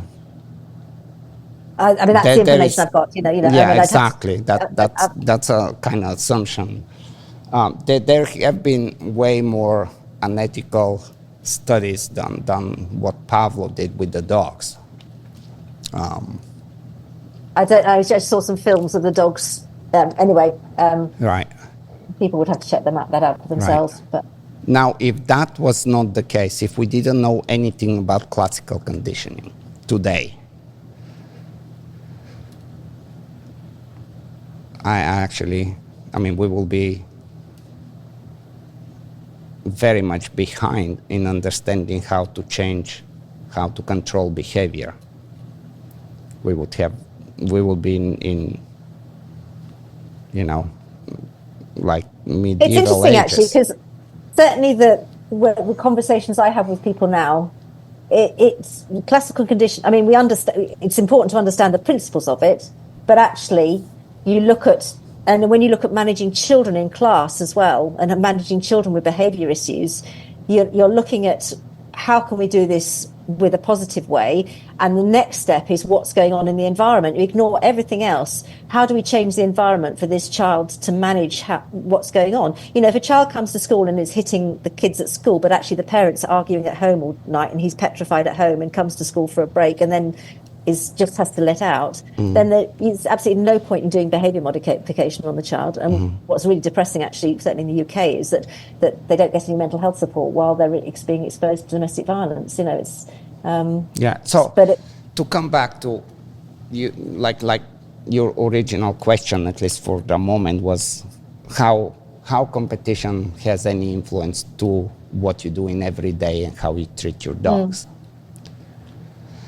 And what competitions, like not all competitions, again, there is certain competitions that revolve around very, very strong competing reinforcers. Competing reinforcers means I have something, but whatever is out there is of way higher value. So how do I control your behavior? And how do I control your behavior? On top of that, it's just to control the behavior, but how do I control it so you're fear-free, not avoidance, not in all these negative states? This is knowledge, and that's why I'm saying that it's really like a science lab that you cannot drive it anywhere. You cannot start with an outcome and design the study so it can prove the point. You can do whatever you want. Is it real life? Is it sure. real life for most? For sure. As far as 100%. For most, you're hugely focused on your dog. The two of you are working together. You're working together for a goal. Most pet owners and most people, the dog is just around them, right? And it's a very different environment where you're focused on your dog and working together as a team, and you value each other, compared to what is real life. Yeah, even for a service dog. Right. So here is the direct example. Because of my experience preparing for this kind of competition, I am beyond certain that at any stage in the life of your dog, I would have made her come. And I would have made her not be afraid, not be on herself, not be stressed, not be, looking at superstitious like, oh, but actually just come. This is I mean, you're using words. We can't ever prove it. Yeah. No, but that's what the competition does. It proves it. But it proves it with very specific dogs. You choose the dog that's going to make the competition, don't you? You get your dandelion. You get your, you choose the dog that has those skills. You can see it from I'm sure you see it when they first come out as puppies, don't you? You're going to select the ones that are going to make that progress. Right. I used to see it with the service dogs. You'd have a whole litter of puppies, and maybe only one of that litter was going to make it to be there, because the rest were orchids and were a bit stressed on the bus, or a bit barky at something. 100%. There is a individual limits in every way. No question about that. So your lab is self-selected, isn't it? So you said that I'm a competition driven. That's what I see. Sure. But I train pet dogs since the 80s. Mm-hmm. And I teach other trainers and pet owners how to teach pet dogs. Mm-hmm. And I am applying everything that I play around and test and experiment with. And I see that it works compared to the best of the best with those dogs. That's all I'm doing. That they're not different. That there is no. But I mean, however you train, you will have a dropout within. If it's pet owners coming to you or owners coming to you, those that engage with how you train will stay with you. Just like with any trainer. And those that don't really get it, or it doesn't fit with their ethos, whenever you provide a service, I mean, I know very well with the services I provide that if they don't get what I'm supporting them with, then they just don't come back. And that's a client, that's the relationship between me and the client, right? Mm-hmm. So if I understand what you want to accomplish, then we need to come to understanding also an agreement. What are the big no's for you and what you're okay with? Mm-hmm. If you're my client, I have no interest to do something to you or your dog that you're against. I would be starving to death. I will not have clients. Yeah. Right? Yeah. But they see you have success, and so they want to follow what you offer. Correct. So, as much as you think that you're not going to want to work with me, it is on you to decide what you want with your dog and how you want it done. And you can change it at any given moment.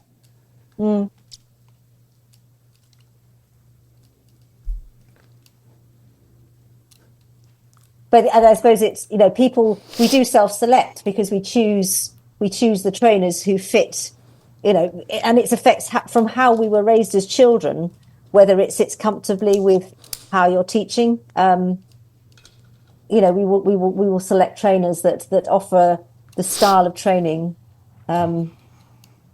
It's a self-fulfilling prophecy to some extent, because the confirmation bias of, I like this trainer because he teaches how I like to be taught, and therefore you progress together.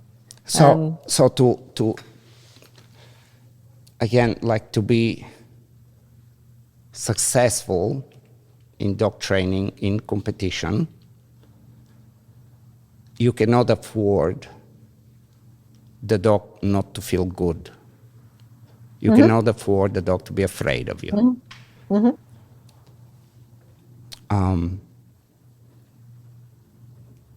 that means, do you think I use positive reinforcement? I'm sure you do. Who doesn't? Right? Do you think you don't use negative reinforcement? What do you think is negative reinforcement? A negative Like in general words, I can help you. So you have the 4 quadrants, and sorry, I should know this off by heart. So you have so negative reinforcement is removing something so the behavior increases. Correct. So, do you think you use negative reinforcement? Natural life. And my desire to train in a way that I'm not deliberately using something that causes fear, pain, or pain. So, just trying to think of an example of negative reinforcement. It's how it is for the dog. Can I give you I'm just thinking. No, forget about it. Let's not talk dog. Just talk kids. Let's talk kids. So it's really dog dependent, and it's about, does your dog feel safe in how you're training them? Are you aware of how your dog is, that whatever you're doing? But you're going somewhere else. I'm asking you, do you use negative reinforcement? It will naturally. I'm going to be using positive punishment. I will be using all the things, but not deliberately. I still didn't hear you. Do you use negative reinforcement? Sorry, I'm just trying to think. My mind has gone blank as to what. So negative reinforcement is. I feel like I'm at school here. Negative. I will tell you. You said it. Okay. I will elaborate a little bit more. Negative reinforcement is there will be something that's going to happen that you're not going to like. It will be aversive. There will be different level of aversiveness. So a prong collar is negative reinforcement. I'm trying to tell you not to think about dogs. Okay, sorry. Because the moment we think dogs, you're going to a place that I cannot argue there. The seatbelt, isn't it? The seatbelt is the classic negative reinforcement. No, the seatbelt's actually a pretty bad example of negative reinforcement, and I'll tell you why. The seatbelt brings... So when I was a child, there was a man down the road who used to come and try and hug and kiss us. And when we saw him coming, my mother would cross us over the road. Is that negative reinforcement? Say that again, I missed it, sorry. So there was this creepy man down the road, and he used to come and talk to my mother, and he was, Anyway, so if we saw him coming down the road, we would cross over the other side to avoid him. So, no, that's not negative feeling. So, again, there is like quite a few different angles to look at it. Like you can even think of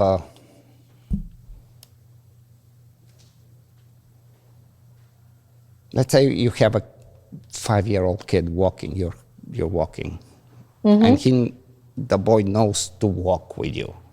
It's like, hey, we're walking together. But it's all of a sudden there is the toy store, and he's starting to just loses his mind about this truck. And you're saying, okay, we'll get that, we'll see it, whatever, but let's go. Now you're asking him to go on with you. And the kid says, no, it's the truck. And finally, you grab the kid's arm and you take it with you to walk forward. This is negative reinforcement. We're using pressure to make them move. Yeah, okay.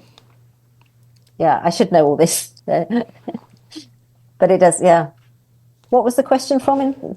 The question was, do you use negative reinforcement? And the answer really is yes, you do.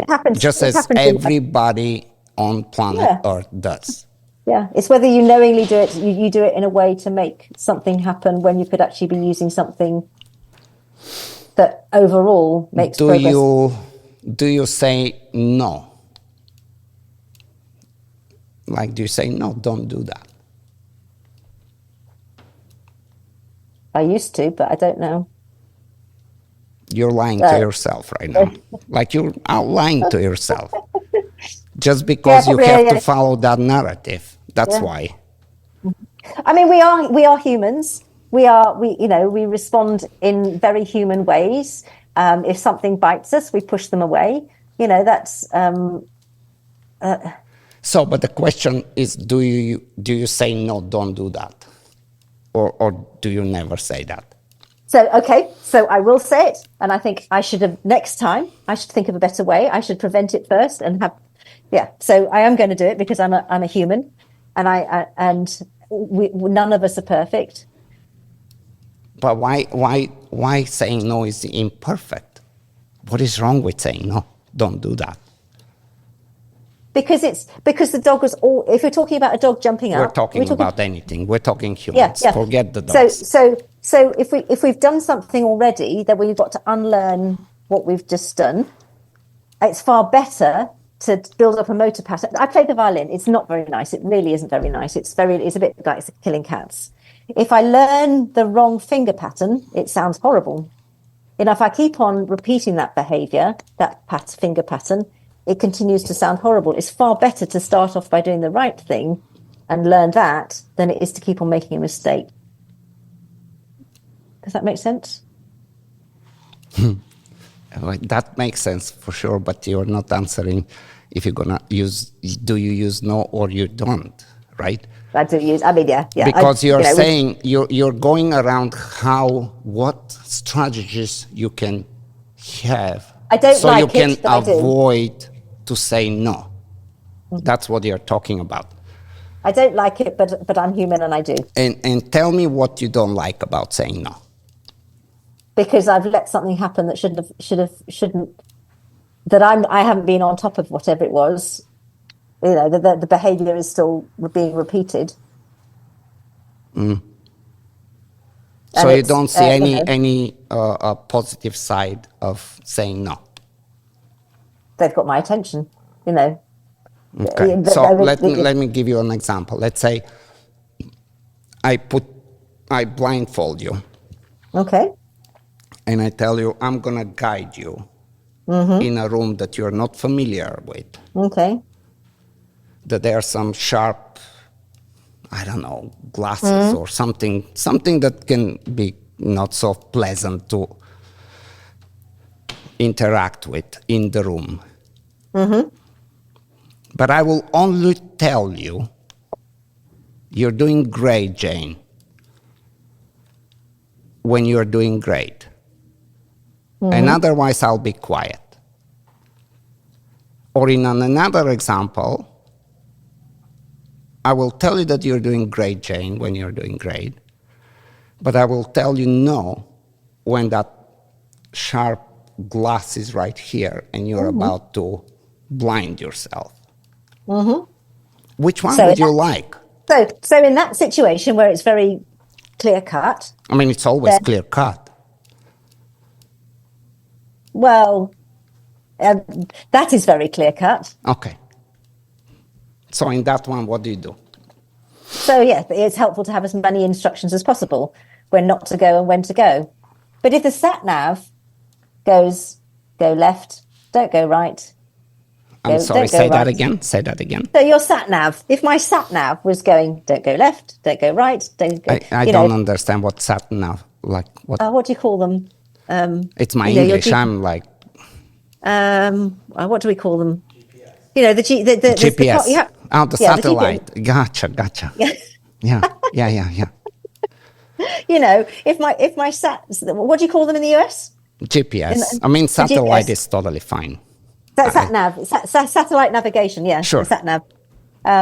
So if I was in my car and I'm trying to get from A to B, and it says, "Don't go left here, don't go right here, go on here," it would be really irritating. So in that case, I just like them to tell me what I want to do rather than.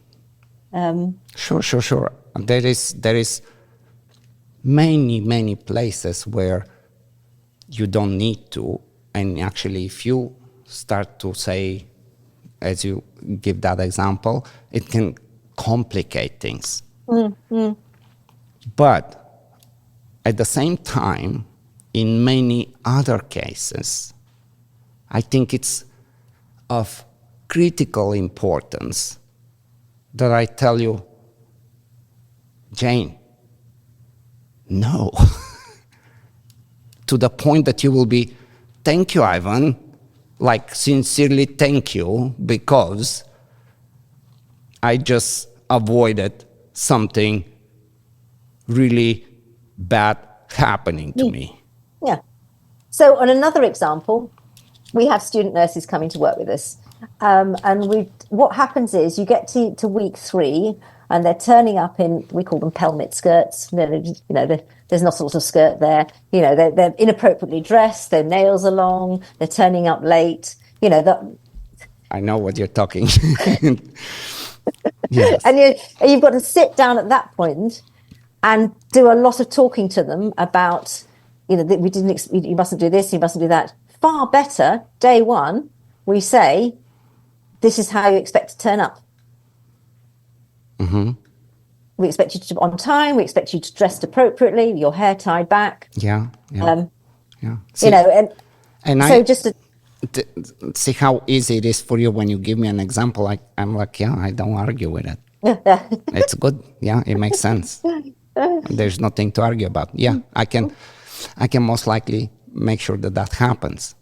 Mm-hmm. Now, having said that, do you believe that all kids that end up as the one you're describing are coming from a bad home that didn't do the right things? I see children. I go into homes with a newborn baby, and toddlers are there as well. There's inconsistent. The parenting's inconsistent. Mum's really struggling. There's a whole lot of reasons that child's not going to make a good progress. So it's not a binary sort of, this is not happening. There's a whole gamut of stuff going on in the house. Correct. It just, that's going to suggest that this family is going to really struggle. Right. It's the whole environment. Right. Now, can we agree that even in the same environment, you have 2 brothers and they're raised identically, mm-hmm. and the one ends up being the good kid and the other ones end up being the bad kid? There's going to be a whole lot of, yes, absolutely, because there'll be some certain factors that mean that one child thrives and the other child doesn't. Good. Tiny factors in life. Right. It can be tiny, can be big, can be genetic predisposition, depending how the genes connected, depending, yeah. Mm-hmm. Yeah, so we agree on that. Mm-hmm. Good. When where do we stand now with the word no? You and I. Is there a place to it or no? Not that it happens, but is there actually important place for it or no? There's it's an emergency. The child is just about to do something that's not safe. No is the most appropriate thing to say at that stage. Mm-hmm. However, there's a whole lot of preparation that needs now to happen to think about how do we make sure that this doesn't happen again? Because saying no the second time and the third time and the fourth time and the fifth time, Oh yeah, you can totally abuse the no. I don't. That's beyond the scope of what we are covering right now. Mm-hmm. So we are thinking about the emergency situations, and we agree that it has a importance. It's valuable there. Mm-hmm. What about a kid learning to ride a bicycle or playing a game, and it's struggling and it's making the wrong move? And you say, no, don't do that, do that. Yeah, you see, now that's interesting, because actually what I would be wanting to do is for the child, I wouldn't be directing the child. Right. It's about letting that child, keeping that child within the boundaries that it can achieve, but letting it experiment itself to get the right thing. Right. And if I have you, let's imagine a situation. I say, Janie, I have 10,000 euros or pounds or I have a good amount of money, Yeah, something that is very worth it to you, Yeah, I'd like that. Yeah. in cash. There is no interest. It's like you're getting this money right now. We're at the gas station, and there is this Bulgarian car that I'm driving. And I say, I'm going to give you 2 minutes to figure it out where the gas tank, the cap is. And if you can start within 2 minutes to start, not to fill up the car, but just to start to fill up the car, you're winning 10,000 euros. Go. My brain will be like, I don't know what to do. I don't know what to do. Right. So would you feel frustrated if you cannot figure it out? Yeah, because You will, right? Yeah. Thanks. And If I see you going to where the spare tire is and you're trying to remove now the spare tire for some reason because you cannot figure anything out, and I say, Jenny, no. Wouldn't you thank me that I'd rather you said go round the left, go to the back, or I'd rather a positive direction. So if I only tell you positive direction, but you're stuck in the tire and I cannot give you positive direction, what do you do? Well, it's an emergency, isn't it? I need to stop. Why is it an emergency? It's life-threatening? No, as in I want my money. Well, you have high motivation. It's not life-threatening. Yeah, it's not life-threatening. No, but it's yes. So my motivation is high, but my ability is very low. By the So sounds what of I'm things. trying to tell you is that when you have high motivation to accomplish something, just as in dangerous situation, me being able to guide you from wrong and right is of utmost value at you, and you will be grateful for me telling you both. You will need both to be successful. There is no question. This cannot be argued. Think about it for a moment. if you were so good at giving directions, I'm hopeless at giving directions, driving my husband mad. But he's actually very good at saying, he's very specific about things. So he say, I would much rather you said go round to the left, go to the back panel. I'd far rather, because you're wasting time saying no. You're not wasting time saying no. You're actually becoming extremely efficient. I would rather than saying no, don't do that. I would much rather you just gave me the instructions of what I should be doing. There's however long it takes to say that. I'd rather you just said, could you go around to the left and. So let's picture it again. Okay. There is that strange car. Okay. You've never seen it. 10,000 pounds. Okay. Yeah. Okay. Now you're highly My motivated. arousal state is right up, so I can't think. Exactly. And as much as I want to tell you that you were facing the cap, like all you needed to do is extend your hand. Yeah. But you just rushed to the right. I cannot tell you good. I cannot tell you nothing, right? If I cannot tell you no. You can only say no, is that right? You're only allowed to say no? No, I'm in the one option is I can only say good. Oh, you can only say good. Okay. In the other option, I can tell you no and good. Okay. Well, in that situation, I'd like you to say no. Everybody would, regardless of what. Yeah. Right? But that's, yeah. So it's not life-threatening, is it?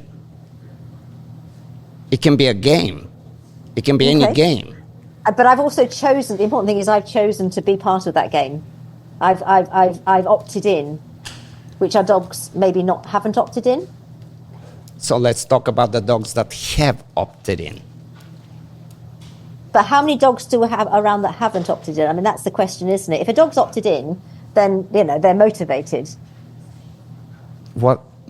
Okay, see how quickly you bring it to the dogs. We'll bring it to the dogs. Okay, I thought we were talking about dogs. We'll That's bring fine. it to the dogs. But we listening. cannot go, every second we go into the dogs, I have a wall and I cannot go through. That's why we're going with those other examples. The question, we're talking about linear things, aren't we? The question was, again, very simple. Just as the claiming I can do something better than somebody else, but I never prove it. The question right now is, it's hypothetical, saying no to a kid, to your husband, to a fellow human, no dogs, no parrots, humans, is no having a value, or doesn't it? It depends. Doesn't it? I mean, doesn't it depend on, it depends on every situation. So, are there situations that no is critically important or no? As we said, I think life-saving. Life-saving. Yeah. I'm going to win what $10,000. What about the $10,000? Yeah. I've opted into it, and I want to win those $10,000. So okay, yes, so why would you say then that it's not important? Sorry. I mean, it's clearly very valuable in many places. Yeah, but sometimes, sometimes it's just not the right thing to say at the time. If you're in a coercive relationship. I can see this is so easy for me. I say, yes, Jenny, you're correct. Sometimes it's not the right place. Yeah. But it's very hard for you to say that there is many places where it's just perfect to say it. You have hell of a hard time to say that. And why is that? I've lost the plot. My head is going. There was back in the early 50s, and Skinner, it's a force-free. So Skinner is idolized because of the errorless learning. So that's really good for stroke patients, I know that. Right. So errorless learning is not much different than what our discussion is about. Do we say no or do we not say no? Sorry, I'm not going to... No, but that's when we're talking about errorless learning, basically the whole idea is that if you do the wrong thing, we let it slide so you can do the right thing, and we make sure that you do the right thing and you move on. So, and you learn if you're practicing the skill yourself and you're learning it yourself, but you've got a boundary to work in, then you can make progress, because that doesn't work, so you try something else. And so you have, way back in time, science did, there's a guy by name Thorndike, and he came up with he didn't come up with this, is biologically driven fundamental trial and error, but he put a cat in a box, and then he created a bunch of laws, and one of the laws was learning very easily happens through trial and error. Later on, Skinner said no, errorless learning, because of the reasons as we are talking here. Saying no brings these negative feelings and emotions, and puts you down,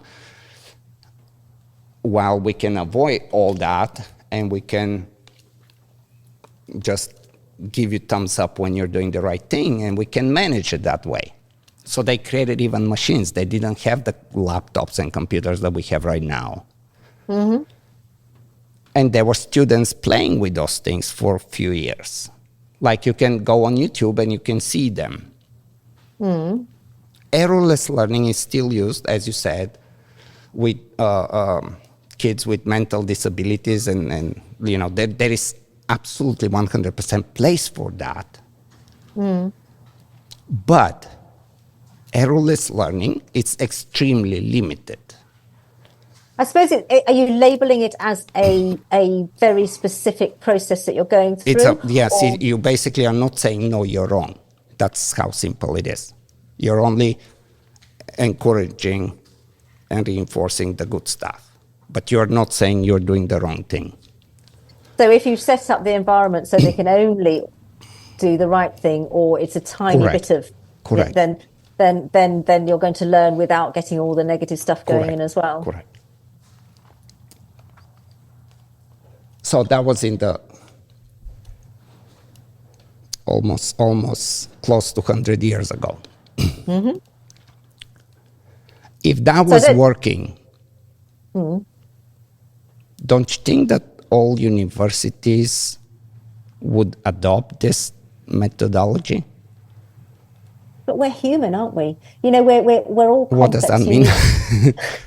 Where did you go? Where everyone is so unique, you know, that actually we are unique, but we are actually, this is a very interesting one, and that goes with dogs as well.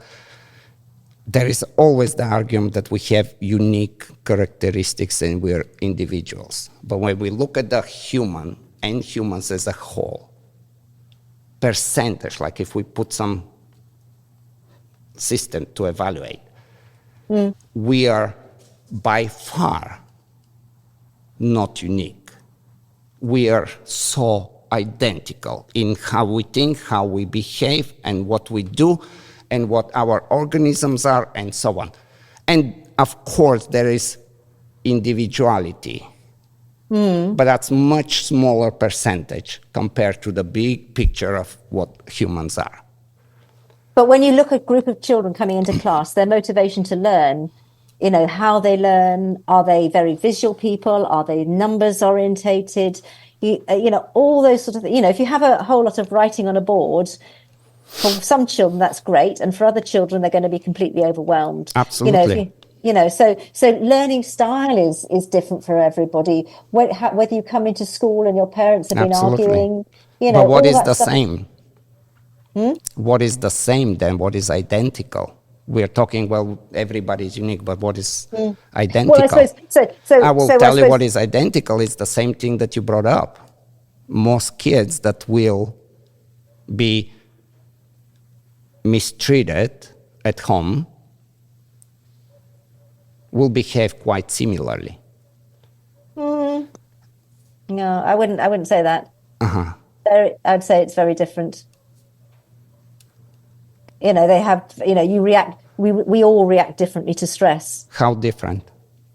So some will become very withdrawn, some become very compliant, some are very angry. So you will not be able to put them in some groups. Everybody is individual. No. So, you know, some children will come to school and you know, Jenny, that's just not right. Like you're saying literally that every person is acting in a different way compared to somebody else. We're all going to respond to the environment differently. We all need to feel. We all need to. Safety is so important for all of us. When you look at the sort of Maslow's. So I will tell you. You know how you said classical conditioning, Pavlov with the dogs, and how cruel it was, and whatever. I mean, that's my opinion. The thing, that's fine. What Pavlov discovered and was able to explain is that every single person on planet Earth, unless they're on certain drugs, when you have a straw and air puff in their eye, they will close their eye. Okay. Every single one. Yeah. There is no difference. Now, I can give you endless examples of how identically we'll behave in certain circumstances. This is what Facebook, Instagram, and TikTok have done to society. They understand how to manipulate you and you using exactly the same skill to do exactly what they want you to do. Can I tell you something about being different? Did you know that most medicine is research? The medical process is all about a male, I think it was a 70-kilo male. So what we understand about human medicine is related to the male rather than the female. And a female physiology is different to the male physiology. So I think, we are, there are some reactions that are going to be very similar. But all females are different, right? All females are individual, different. You're saying that like a female that has her cycle, her period, and goes on vacation and there is 3 more women with her, what are the chances that they will get their periods? I mean, that's one extremely high. Well, it's yeah. I mean, what I'm saying is that we all react to the world differently. That's what I'm saying. We don't. Like we have individuality, but in the big scope of things, it comes down to actually one, not even many, just one very simple law, fundamental. And that is, and it's not even humans, it's every living thing. Any single cell organism will approach something pleasant. Okay. Yeah. And it will avoid something unpleasant. Yeah. Yeah. Now, if you sit down with this for a moment, you can see how far this goes in everything we do. And it's guaranteed that there is no individuality there unless there is some exceptional pathologies. But what do we know is unpleasant and what do we know is pleasant? That is what is unique for all of us. For example, it is very, again, they're the little individualistic places, but everybody needs energy. Yeah. To get energy, you need food and sleep. So everybody that's alive will approach food, right? Unless something's happened.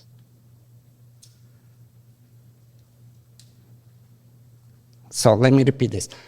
There is this individual differences, but everybody needs food. Will approach food. Everybody. If you don't eat, I will not have the conversation with you. But things can happen that mean that. Things happen, yeah, for sure. I'm not quite sure what you're. So what I'm going again. We go back to that is when you say that everybody is different. I'm saying we have differences, but in the big scope of things, we are actually extremely exactly the same, and we behave extremely and exactly the same. You see, I mean, I can understand there are drives that are the same, and that's how we can categorize things. But how we respond to the world, how we each as an individual approach the world, will be affected by our genetics, by the environment we're raised in. So how many people don't use smartphones right now? You think? Oh, there's a proportion. I don't know. I may only got a smartphone. What do you think? I have no idea. Right. Absolutely no idea. But if you take a wild guess, what would you say? And I'm not talking like in some extremely poor remote areas where people cannot afford it, but assuming that you can. Most people, it's a highly addictive piece of equipment. I have absolutely no idea what the numbers are, but I mean, and it's addictive because of science, because we understand human and animal behavior, and we can control it, and we can really trigger you to want to have it. So I can continue to come up with just infinite number of examples how humans are much more acting and behaving the same way than the individual differences. I'm not arguing that there are no individual differences, but I will strongly argue that every person is different from another in every aspect. If that's the case, you cannot apply any of the strategy that you're using to every kid. You don't apply different strategies. How many different strategies you think you have? I have no idea. Right. You know, I have no idea. So I would, you need to look at the environment the child's in first. Yeah, but when you bring it down to the basic, the fundamentals, they will come to, you know, again, you approach something good, you avoid something bad. First of all, we look at changing the environment. That's always does that child feel safe? Safety is so, I mean, they're recognizing now how much safety is a real need within all of us. And quite often, whether it's emotional safety or physical safety, that affects our behavior quite significantly. And if you haven't got a mother who's emotionally available to a child, the child doesn't feel safe. You know, the child may appear well cared for, but Right. And the mother may appear to be doing everything that you'd expect a mother to do, but actually that child emotionally doesn't feel that mother's there for them.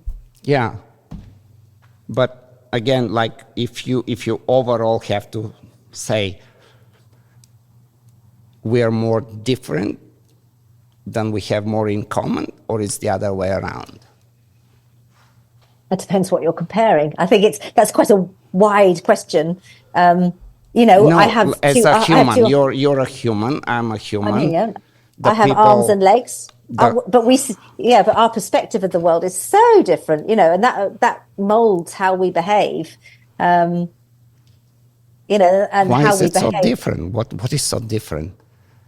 we all think that we have we're on the right side of things. We like to, some Right. of us like to think that we're looking all the way, but yes, you know, we have From when the first man exists, it's always been like that, right? And then you have tribes, and then you have wars. What are wars? Everybody's doing the right thing, and the other side is wrong. It's all about status, yeah. I don't know if it's about status. I think it's in a way programmed in us to be this way. It's about it. We're programmed to keep ourselves safe by making us more. We need to be more powerful. You can within have the group. 3 very friendly koalas. Koalas. Yeah, like the cute little animals. Or think of something very peaceful, whatever animal you can think of. Yeah. They most definitely will get in a very serious fight eventually. There will be a reason, and everybody does. Well, it depends what the environment they're in. You know, you're taking it to a different place. I'm saying they will fight. Why would they fight? They can fight for a tree, for a mate, for food. They have quite a few reasons to fight, just as you and the people, you know, in Russia and Ukraine, or Israel and Palestine. But there's like sometimes very stupid reasons to fight, but they fight. And there is sometimes very important reasons to fight, because if you don't... Resources, yeah. Right. So this is all similar, right? But that's not about the individual though, is it? I mean, it's, you know, are we arguing how many angels dance on the head of a pin? You know, it's so the reason we went on that tangent in that rabbit hole is because you say that we should treat everybody different as an individual. We should recognize, if we're trying to make changes with that individual, we should recognize where that individual is. Okay, now that's changing. Now start to like that. Because what you're really now going to is we have to recognize that individual in which group fits more. Because there is absolutely 100% thousands, millions, billions of people that are in most aspects, very acting the same way and having the same interest as that person. If you look from above, possibly, but actually what's going on for them, it's all going to be very, very different. Okay. So if you look right back and you stare at it, you're not feeling, their bowels are moving in a different rate. Their taste buds are different. Okay. Yeah. So let's assume you kind of almost gonna go in a suicidal mode here because of what I'm gonna ask you now. Okay. I got an interesting discussion about Get ready. suicide. Of course, it's cool. I hope you're having fun with this because it's just. So, it's not the usual sort of conversation I have to admit. Right. So if we are all individuals and we all have to take it, I have to interact and teach you how to behave in a certain way, in a different way than somebody else. What the force-free ideology really wants everybody to believe is that that force-free approach, a variation of it, will work for everybody. Well, I suppose Is that the case? I don't know. I can't speak enough. I don't know enough about the breadth of force-free working. I just believe that the welfare of the animal is paramount over my ego. Right. But when we are saying, well, let's make electric collars against the law, because we can do everything force-free, right? Okay. So in some way, this is the statement, that's the position. Force-free can work for everybody across the board, and it doesn't matter if you're individual or not. How does that sound? Yeah. So I listened to a podcast yesterday, a lass called Holly, who lives in England, can't remember her name. She had a podcast with a German trainer, force-free trainer, that they were talking about prey drive. And Holly said that in England, she wrote a blog about the potential for electric collars to be banned, and she got a lot of flack about well, what are we going to do about chasing livestock, and you can imagine reaction to that. And the German podcast lady, can't remember her name, said most likely Simone Müller. Possibly, I don't know. She said, she has this, what is it called, the Predation Institute? Yeah. Okay, yes, it might have been her. Yeah, she said, well, we haven't had electric collars in Germany for 15 years. So within the culture, it's not just part of the thinking. You put the dog on the lead. You do other things. If you're around livestock, you put the dog on the lead. That's not an issue. So I think it's if you haven't got one, you do something else.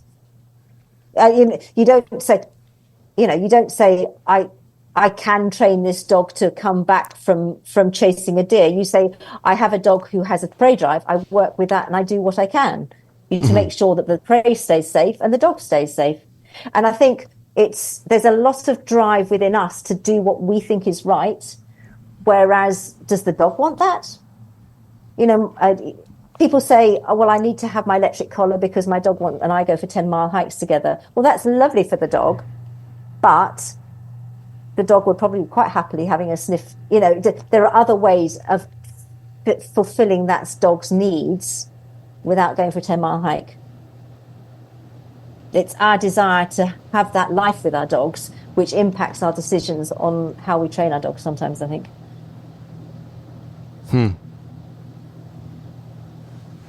So you're saying that a dog that it's just freely learning, running, perhaps with his buddies too, having time of their life, not getting in trouble because they know they should not. They know what to do, what is off limits, and they can be controlled, but they actually have the freedom to be free. but it's our perception of that freedom. And yes, it's lovely. Okay, so but so it's not. Would you say that a parrot in a very big cage in the zoo in London is happier than if I it's... I don't know about the ethogram of a parrot. I don't know about parrots. Hold on. That's you cannot say that. Okay. If a bird is free to fly and a bird lives in enclosure, if a human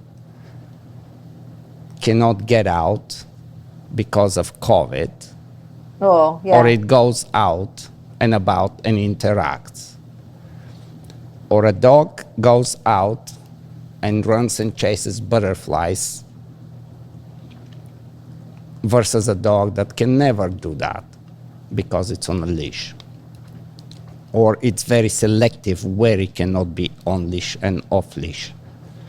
There is, like, I don't think there should be even any argument about freedom. I think freedom is very clearly understood. But at what cost? Freedom? Yes. At any cost. Freedom? At any cost. Freedom. Freedom specifically, at any cost. So freedom of choice. I think you have to take. I mean, I can't speak for anybody else's dog. I can't speak for your dogs. I can't speak. It's about understanding the dog in front of you and their needs.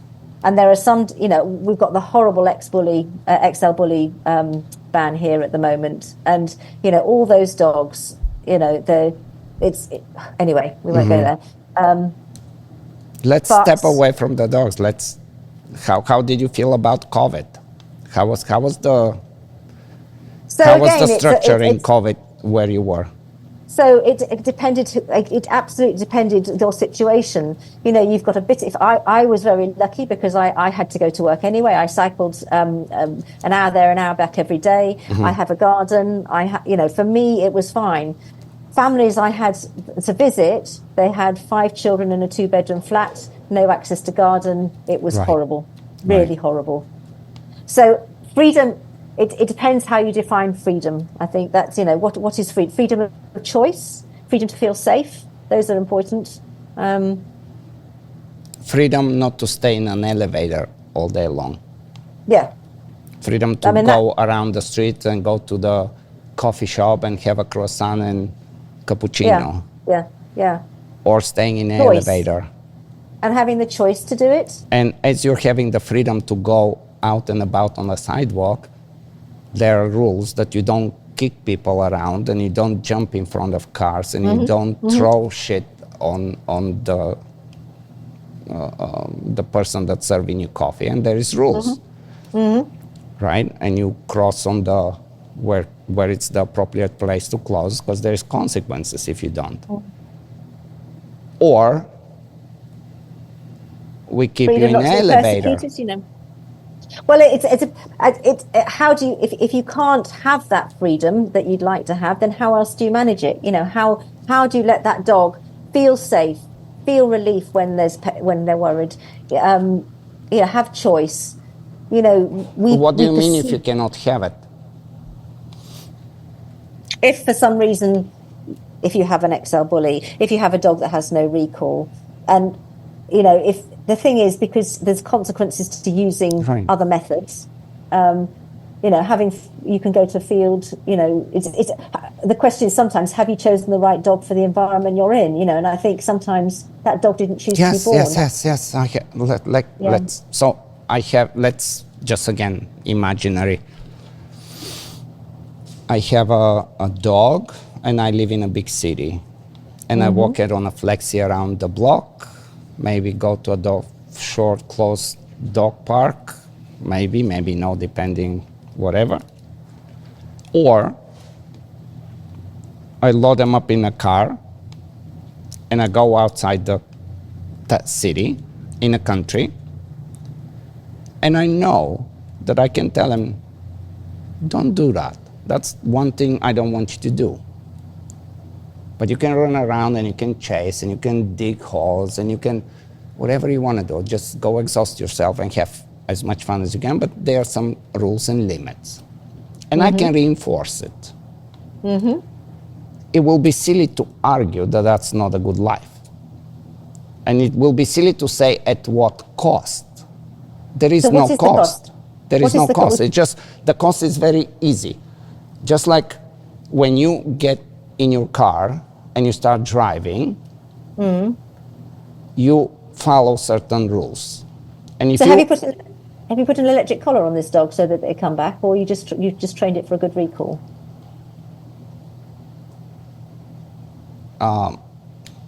you can do whatever you want. Okay. But in your case, let's say I do put electric collar on the dog, right? So the dog has electric collar on. In case when I tell him don't do that and he says no, but I really want to, I can say, well, it's a bad idea and this is why. So you are hugely skilled with delivering. What do you mean hugely skilled? Well, I get the impression that I mean, I am. Yes. Your time. I would imagine your timing is very precise. You know, to get the results you do, you have. Now I know. When I used to go to clicker training class. You know, we go to. You hear the clickers going off all over the place. People's timing is crap, isn't it? You know, with a clicker, it's that. With a clicker, you might get an extra treat, or you might get frustrated because you don't get one. Clicker is actually a little bit more complicated than using electric collar. And and let's pause for a moment here. I will argue that, but let's say you're not skilled and I am skilled. What rights would you have to stop me when I'm skillful and I know what to do for not letting my dog have freedom because I'm using electric collar? So I have no right at all. But how many of you are really, really skilled, and how many people are not skilled? Okay, why would you stop me? Because that's what Force 3 does. So I would be very uncomfortable using it, but I know that you know what you're doing. My understanding of how they work. But we agree that this is kind of incorrect thing to do, to stop me when I know what I'm doing, or you disagree? I don't like what you're doing. I go to houses and I see families with we're doing things. That's different. We're talking about me. You Okay. said I'm very skillful. Because you're a role model. I think you're a role model. No. How did I become role model? Because of talking on the internet?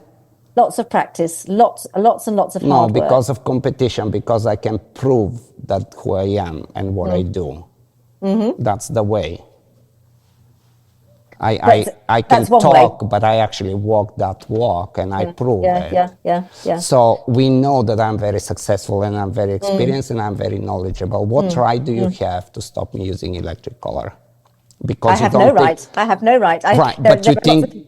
But this is what the Force 3 wants to do. That's what they do. Because in general... No, why general? What is general? We said that we're individuals, right? Everybody has individuality. What happened to that? Where did you go?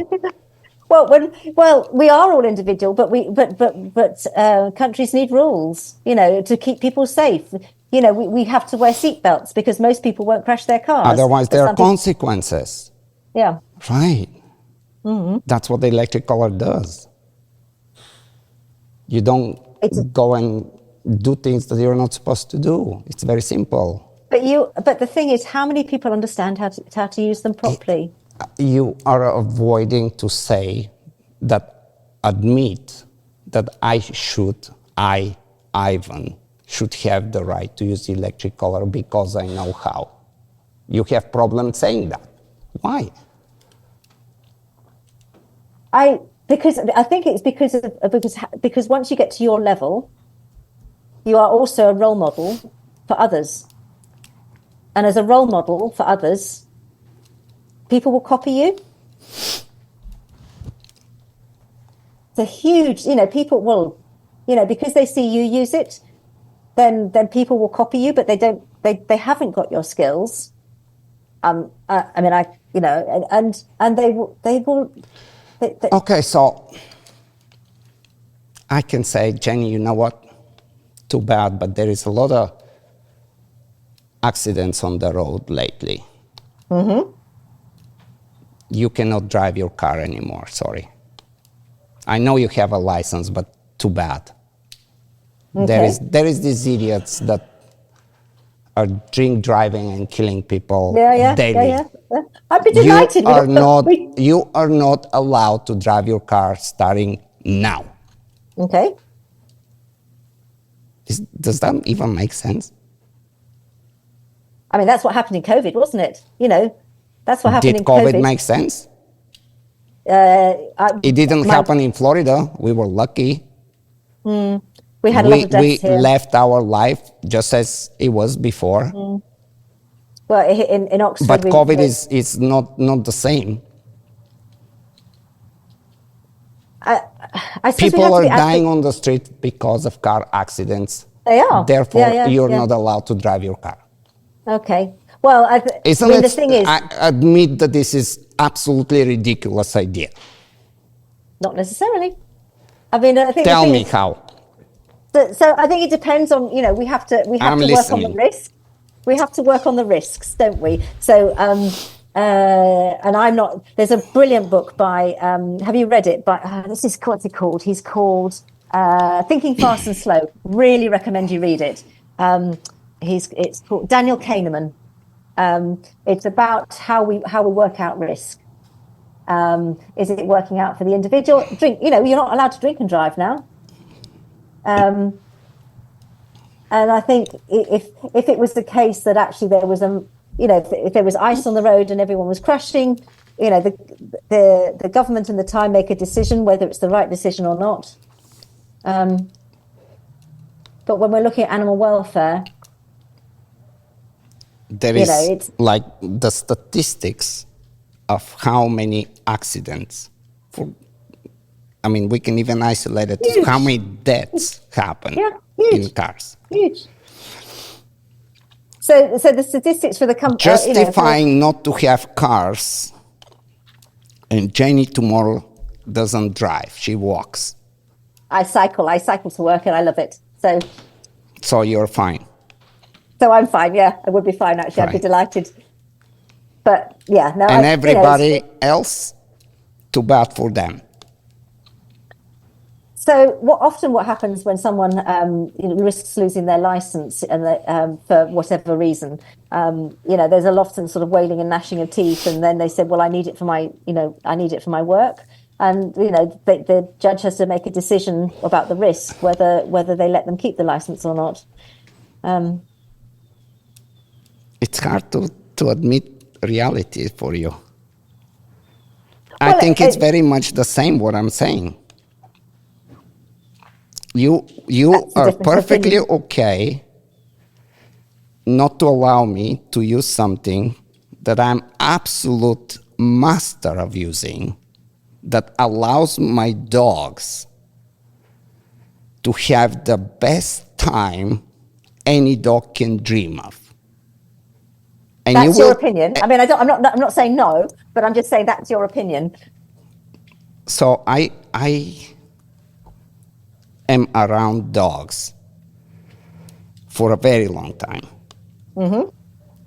Do you think that I cannot tell when dog is happy, when dog is absolutely in ecstasy, and when dog is a little bit bummed out, and when dog is very depressed? Do you think I can tell that or not? I'm sure you're I'm sure you, with all the time you spent with dogs, I'm sure you can see quite a range. But what I would say is that, I mean, I don't know what it's like or where you are. In my children born in the mid 90s, in the mid of their school year, I think there have been 5 suicides of young men. You see on the internet people putting, this is what my child looked like the day before they died. This is the week before they died. There's lots of them out there, and it's really quite tragic. how could a parent not tell that their child was suicidal? Because we don't know what's going on all the time, do we? So how can we say my dog is the happiest it will be? Well, we don't know that. That's our opinion. You know, that's the message we get. So how come that your opinion of knowing has more value than my opinion of knowing? How does that work? What do I know? Well, you say that I don't know and you know. So why how are we making that? I don't know. I'm saying that I don't know either. I don't know. So then you should let me do what I do. But we know when we What? look at trauma in dogs, when we look at trauma in humans, the impact of trauma, we're not looking at your particular dogs, but dogs in general. I'm not interested at the moment, dogs in general. I'm asking a straightforward question. I'm probably in a handful of people that have the knowledge that most do not. Mm-hmm. And you're telling me that I cannot let I'm not my telling dogs... you can't. No, I'm saying that you you're a role are. model. No, but that's the thing. That's what For Free does. You're trying to ban, you're trying to restrict my dogs to have what I consider good life. But that's your opinion, isn't Right. it? I mean, that's right. Yeah. And then you have your opinion that it's based on nothing also, that my dogs have or don't have good life. Why would I trust you? Why would I follow you? So it's not your dogs, it's about the role model that you're providing. No, it's about my dogs. I'm talking about my dogs, not about role model. But you are a role model. You are. It doesn't matter.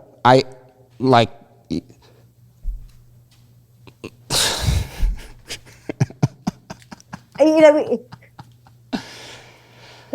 I can't. I mean, you will do what you do. You will do what you want to do, won't you? I mean, that nothing will stop you because you have your skills, you have your knowledge. You know, you will do. But that's not the truth. You, and when I'm saying you, it's not you directly, but your ideology, your tribe. If shock collars were so good, why don't we put them on tigers? Why? Why would you put it on tigers? Why don't you put it on a tiger to get a tiger to behave? Where do you go right now? So you're giving up. You cannot answer why should you not let me use. And now we are going to tigers. So you want to wear a shock collar. There's nothing. No, you don't want to wear a shock collar. You want. In your opinion, you know exactly what you're doing. I mean, I'm not questioning it, but I'm just saying, in your opinion, you know exactly what you're doing. Your dogs are having the happiest life. That's the end of it. In my opinion, what I know about trauma, what I know about how children are affected by adverse events, my limited knowledge of dogs, but what I hear from, what I read from others, what I read and what I understand. When I see people managing their children, when I see people managing their dogs, most people don't know what they're doing. So people should not have kids. We won't. Children arrive, but we are blessed with children. But I think when you have such a high position as you do, people follow you, people copy you, people will... I will tell you what people do. People want to learn from me, just as I want to learn from somebody that does something better than me. That's what people do. But when they copy you, I am capable to teach people how to do it properly. But that motor skill takes so long. You would, what? The motor skills, the fine motor skills of when you punish a dog, and at the moment that they're doing what they do. So you now, will pick it out. you said, at one point you're saying, I am...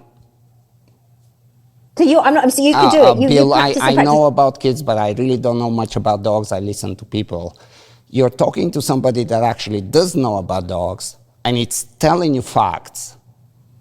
So what I'm saying is, whatever you know what you know. You have the skills. What I'm saying is, the general public are following you. Right. And what I'm Okay, saying is that I'm capable, and I do that all the time. I teach. But Just like every teacher, there is good teachers and bad teachers. But the motor skills have to be practiced. They have to be, you don't want to listen to me playing the violin. I know what is needed. I know better than you what motor skill, what IQ somebody has to have. I can make that judgment if you're capable or not. But I can teach you, and I do that very successfully. But that's besides the point. Again, the point is that you are stripping off the rights, my dogs, to be free because you don't like it.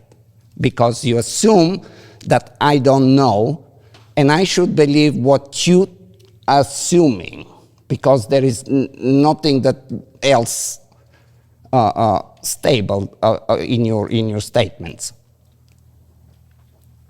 So I just go back to animal welfare, and sure. I know, the animal welfare of those, I haven't got the statistics of the animals that are affected by inappropriate use of electric collars. I don't have those statistics, but I know there are are no out there. statistics. That's a problem.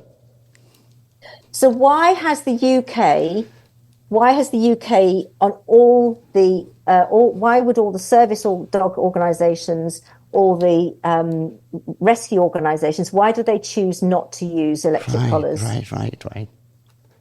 I mean, why do you think they're teaching now in university, at least in the States, that men can menstruate? Why do you think that is? I mean, just because something is happening, what does that mean? So, I mean, that's another conversation about having surgery and people with XY chromosomes, and I'm not going to go there. And XY and XX chromosomes, and that's another. Oh yeah, we won't go down that rabbit hole. I get that. That's okay. I can't remember what the question was.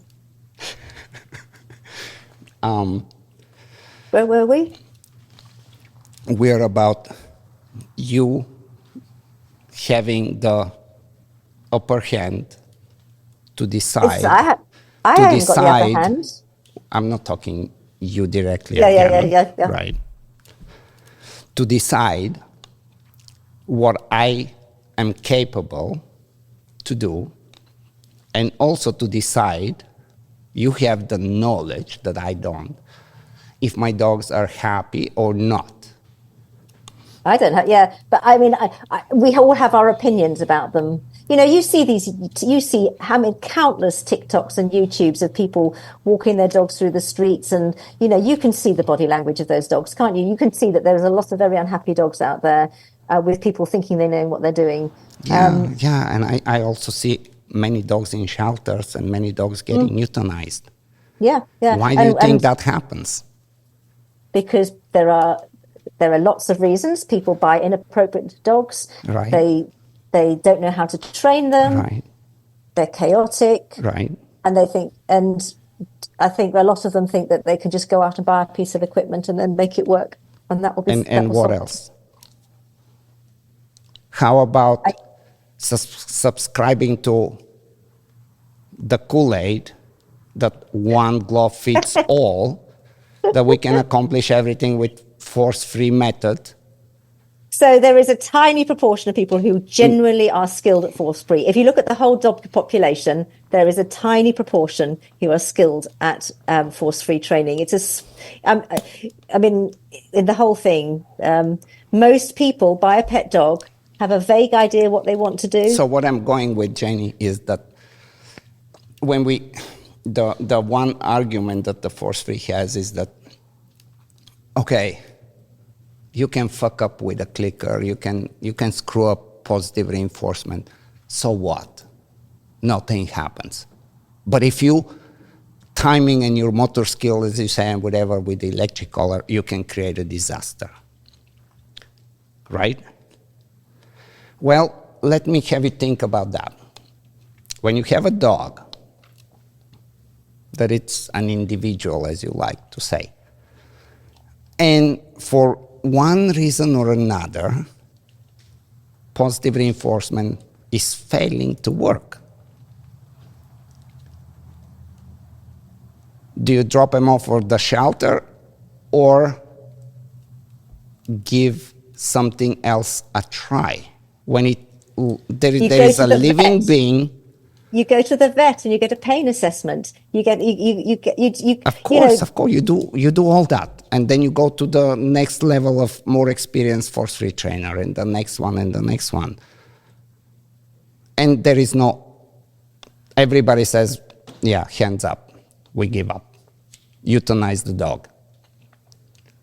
Would you do that with your kid? Who says? Or would you try something else? I wouldn't put an electric collar around my child. You will euthanize your child when everybody's telling you it's not going to work, assuming that there is an option that you can try.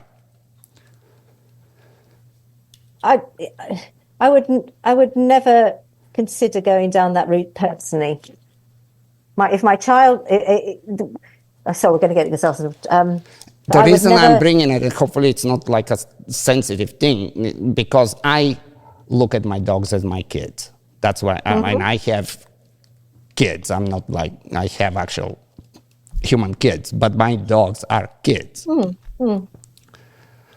And when somebody comes, and I know that I can help them,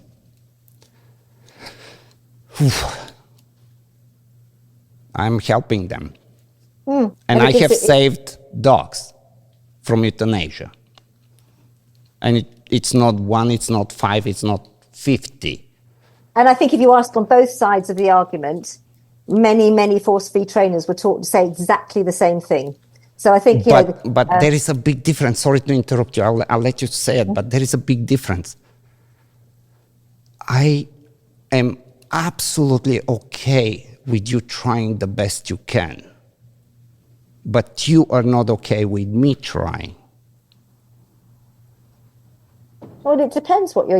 I mean, I am saving the dog's life. That's the bottom line. That is the bottom line. I mean, that's what you're saying. But actually, if they'd gone to force-free trainer, could have they? Yes. Yeah. But how? I mean, I obviously can't talk specifics because each individual is. But both sides will claim that they have saved dog lives because they've been the other way. Correct. That is, and I think the savior in all of us wants to, that is the thing that when we're talking about status and humiliation, that is the status claim that you get on both sides, that my method, I am the savior, I have saved dogs from euthanasia. Both sides will say that. You have, let's say we have 5 choices. Mm-hmm. You exhaust choice 1. You exhaust choice 2. These are all force-free choices. Mm-hmm. You exhaust them. And there is another choice that actually, scientifically, is proven successful. Successful on the behavior, but what does it do to the dog's rest? And I can't comment on that. It saves the dog life. So you're going to make that choice? I think others would disagree. Right, but I should be able to make that choice, just like I am allowing you to make that choice. I never would jump on you and say, well, what the hell are you doing? This is so wrong. Like you suck at positive reinforcement, that dog's going to end up in a shelter or it's going to be euthanized. Well, do as you wish, if that's your choice. But if somebody is looking for a solution and you're not allowing them to try something, like I have a friend of mine that don't know what stage in cancer was, and they're like, we need what was the dewormer for dogs? I'm like, you guys are nuts. Like, what the? They needed like a pound of that powder. I can't remember, fendubendazole, whatever it was. Something that it's just nothing to do with cancer treatment as we know it.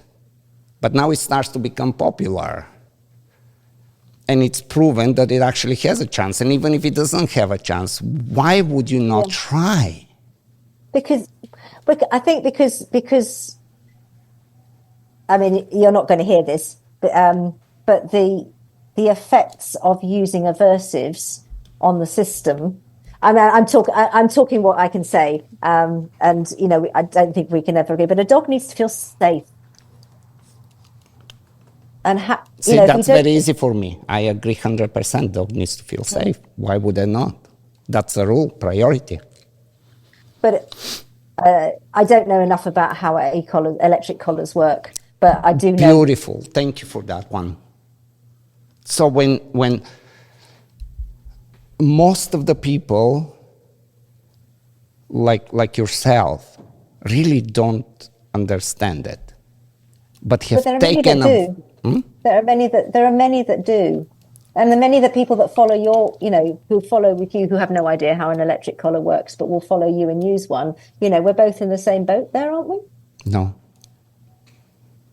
No, we are not. I know exactly how it works.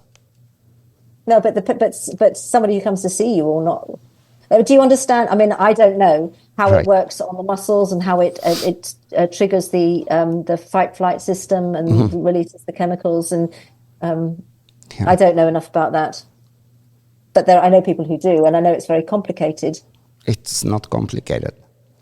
And like the majority of people that are signing those petitions are people like you that have a very good heart and very good place and trying to do the best for the dogs. And hats off to that. But you don't have the knowledge to have a say. You should not be signing a petition to ban electric collars when you have no knowledge about it. But I have the knowledge I have is relevant. Okay, you just said that you don't, and now the knowledge that you have is relevant. So you're contradicting yourself in less than 30 seconds.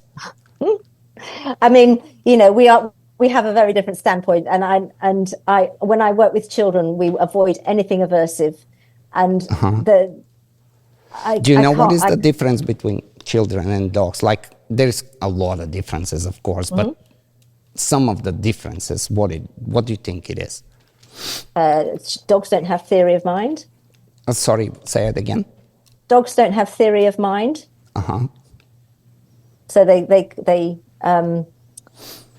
can't predict what somebody. So like if they can't predict if somebody comes into a room, how they can't see that the person coming into the room feels differently from what they see. So dogs can do that very well. They can't. So I mean, you must have read the experiment by what's she called? Alexandra Horowitz. You know, dogs cannot do. 2-year-olds can't do it. 4-year-olds can predict that somebody else believes something different to them, but 2-year-olds can't. You're comparing kids of different ages. I'm talking about the difference between dogs and children. So they have a smaller frontal cortex. Their processing is driven in different ways, but we are mammals, so there are certain things that we share. Now you're kind of leaning to what I was saying originally, that we have more in common than not common. But anyway, I will tell you what some of the big differences are that are important for what we're talking about. One of them is that we can think in abstract. Another one is that we can instruct. Humans can be instructed. I can tell a kid, if you don't finish your homework, you're not going to get to use your PlayStation. Okay. And that goes a long way. We can do a lot with that with a kid. Mm-hmm. There is absolutely no way that you can interact in that way with a dog. Mm-hmm. Dogs interact in a very different way. Mm-hmm. Dogs play, and when they play, they bite each other. And sometimes they bite each other very softly, and sometimes purposefully they bite each other pretty hard. Mm-hmm. And then they avoid it. Mm-hmm. And then the other one does it. So their interaction primarily is based on some discomfort. So that's a question I was going to ask, actually. Sure. So is there an animal that you know of that the protective reaction is to come towards the thing that gives them discomfort? Or that the protective action is to stay close to the thing that gives them discomfort? What animal what do you mean? We said that you avoid unpleasant stuff, right? Yeah. So aversive, the learning in aversive is to avoid. It's always to avoid. But when we use tools to train, the aversive is either come close to me or stay with me. So why would you say that it's only that? I told you. Well, if you use a prong. I gave you an example. I'm letting my dog free. I have like a huge place here. And I'm saying you can run for 30 minutes and exhaust yourself and have the time of your life this morning. But if I see you trying to kill that squirrel, I will tell you that that's a bad idea. And if you insist to kill it, I will stop you. Mm-hmm. And other than that, go on. But often an electric collar is used for recall, isn't it? You're running away and I want you to come back. You can do that, yeah, sure. So that's from what I understand, that's one of the main reasons people use an electric collar is because their dog has poor recall. So what you're saying is... You can use electric collar in many instances. But generally, that's what... Those I know that get them, that use them is because they want the dog to come back and they're worried about them running off. So I'm asking, is there an example of when an aversive in nature asks the animal to come towards the giver of that aversive? Or if you've got a prong collar, you're using aversive and you're asking the animal to stay close to you, and that's a safety thing in nature. I just, before I answer, I really want to understand. So just one more time. You don't need to change it. You can just repeat it again. So aversives are about keeping an animal alive, aren't they? Stop the... Not always. No, not always, no. Aversives are part of life. And it's not but about... But it's about safe. I mean, it goes... No. It's not about... It can be a game. In England, you have a game. Now you're talking... You put that... Yes, I remember you saying, talking about the... What do you call it? Hot hands? Well, there is hot hands, but you have that really cool game in England where there is like the obstacles humans run and they get hit by this. It's a choice. When you're playing the game, it's a choice. Right. Okay, you've chosen to play the game. Right. Does the animal choose? Yeah. But the animal hasn't chosen. The animal hasn't said, I want to do this. The animal is subject to the handler and has to do what the handler asks. I just told you, and two dogs choose to play by biting each other. A mom dog chooses to punish a puppy because that's what moms do. And they say, ouch, that hurt, piss off, isn't she? Yeah. Mm-hmm. She's saying, ouch, that hurt, piss off, isn't she? For the Right. And the puppy doesn't say, oh, fuck, I will never come near my mom ever again. But it's teaching about that hurt, don't do it, yeah? Move away. But when you use an aversive with the animal trapped... But they also do it to play. Softer bites. As I said, it's Okay, not softer bites. They bite each other way harder than... Okay, so they are playing, but if they don't like the play, they move away. When we're playing tag, when we're playing hot hands, if we've had enough, we stop. But if we're training a dog to do something, we're focused on getting the dog to do what we're training them to do. The dog doesn't have the chance to say, actually, I've had enough of this. Yeah, in some situations, it's the same with people. Sometimes that's... I know where you're going, and giving a dog a choice and asking a dog for consensus. This is so far-fetched. But we are putting on the dog, I want you to sit, I want you to stay, I want you to whatever. Yeah, why do we do that, you think? So we do that for the safety reasons. We do it for there's lots of it. We also want to show how clever we are. How often do you go? It's not. Yeah, it's okay. It's not about to show how clever we are. Like you teach your kid some house rules to begin with. Why do you do that? So it's the social skills. So generally what is expected is we want a dog to walk nicely on a lead, to come back when we call them and not do anything embarrassing, so that they are social animals that can fit in with our social construct of what life should be. And people choose to train those in different ways, and some people are chaotic and don't manage to train it at all. Right. And that doesn't matter which approach you're taking, though. So I feel very sad when people are taking an approach that they don't really understand what's going on for the dog in the process. I would too, for sure. I mean, not respecting and not respecting the dignity of the animal, and making it, no argument there. But some things are super simple. But what's super simple? Some things that you ask the dog to do or not do. Like you can walk the dog on the street. My dog hates going out on the street. Right. And my dog likes it. Yeah. So she I respect that your dog... She gets overwhelmed by the noise. Exactly. So I respect you of not taking your dog on the street and doing the right thing for your dog, 100%. My dog loves the street. My dog also knows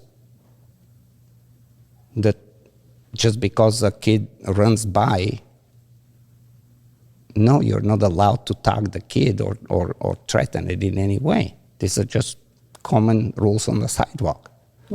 Just as people have the same rules.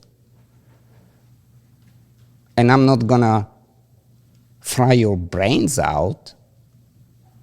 I'll tell you that that's inappropriate, just as I would do with everything. And then if you persist,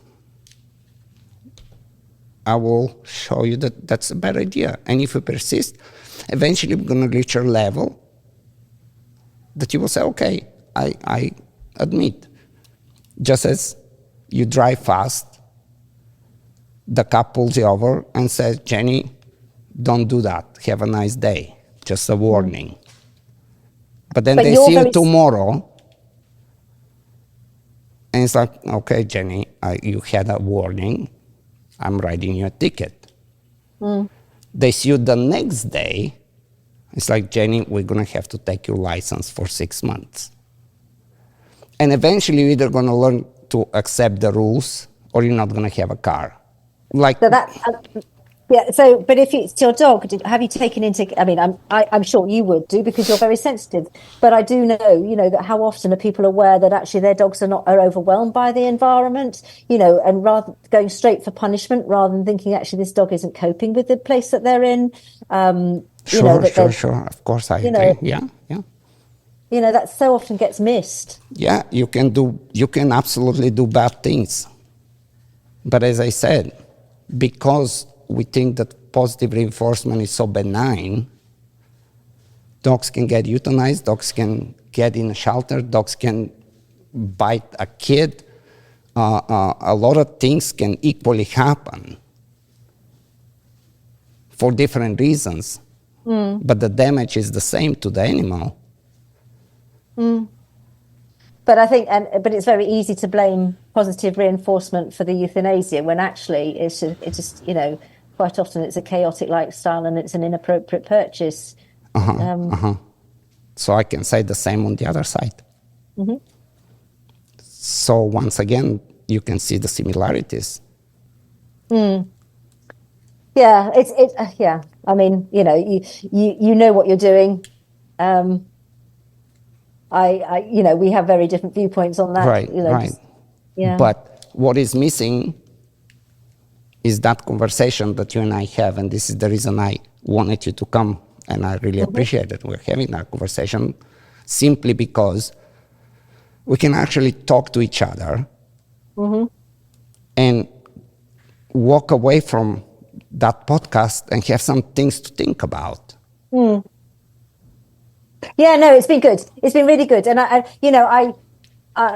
there's a really good book by, it's called The Invisible Gorillas. Have you come across it? No.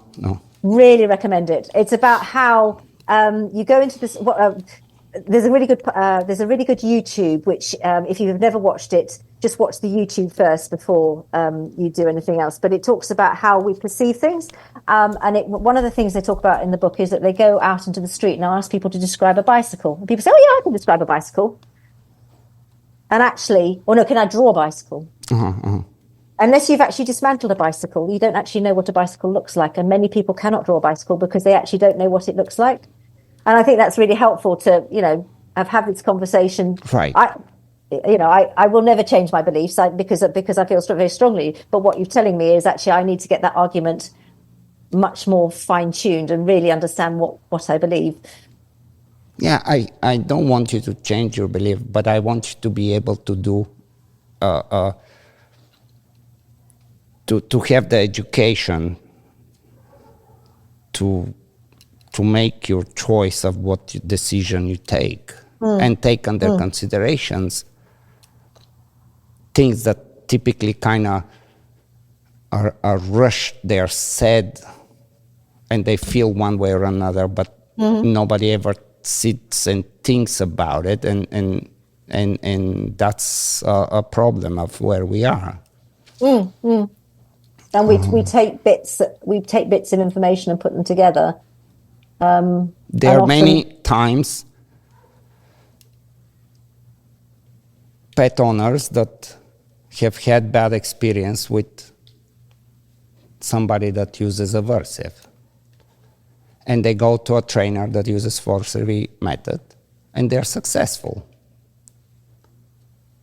I don't think anything wrong with that. Hats off, you found something that works for you and your dog. How can you argue with that?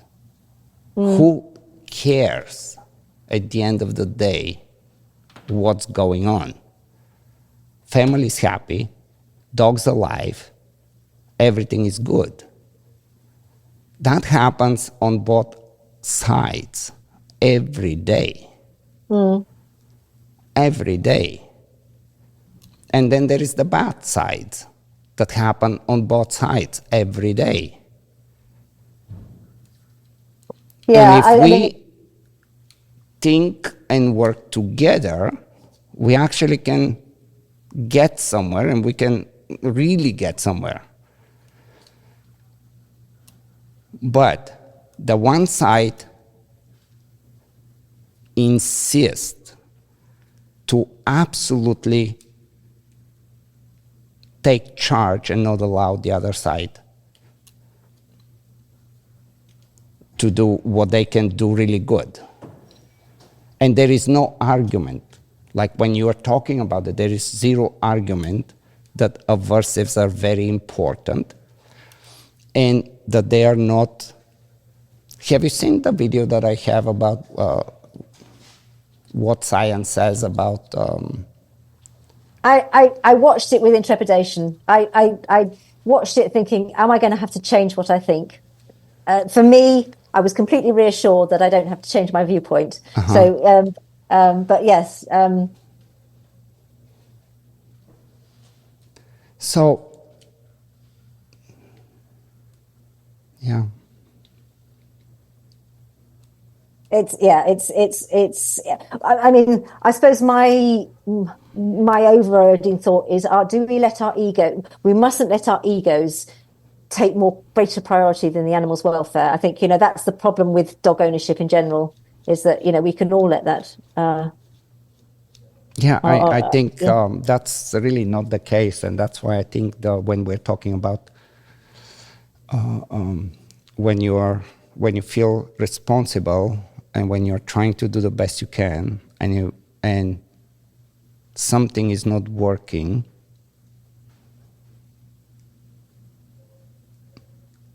you are obligated to try something different if you care. Not about your ego. That's not at all about your ego. That's my dog. I mean, if I cannot stop him with electric collar, or if I am stopping him with electric collar, but he looks miserable, that's an easy decision for me. A very easy decision for me. But when it comes down to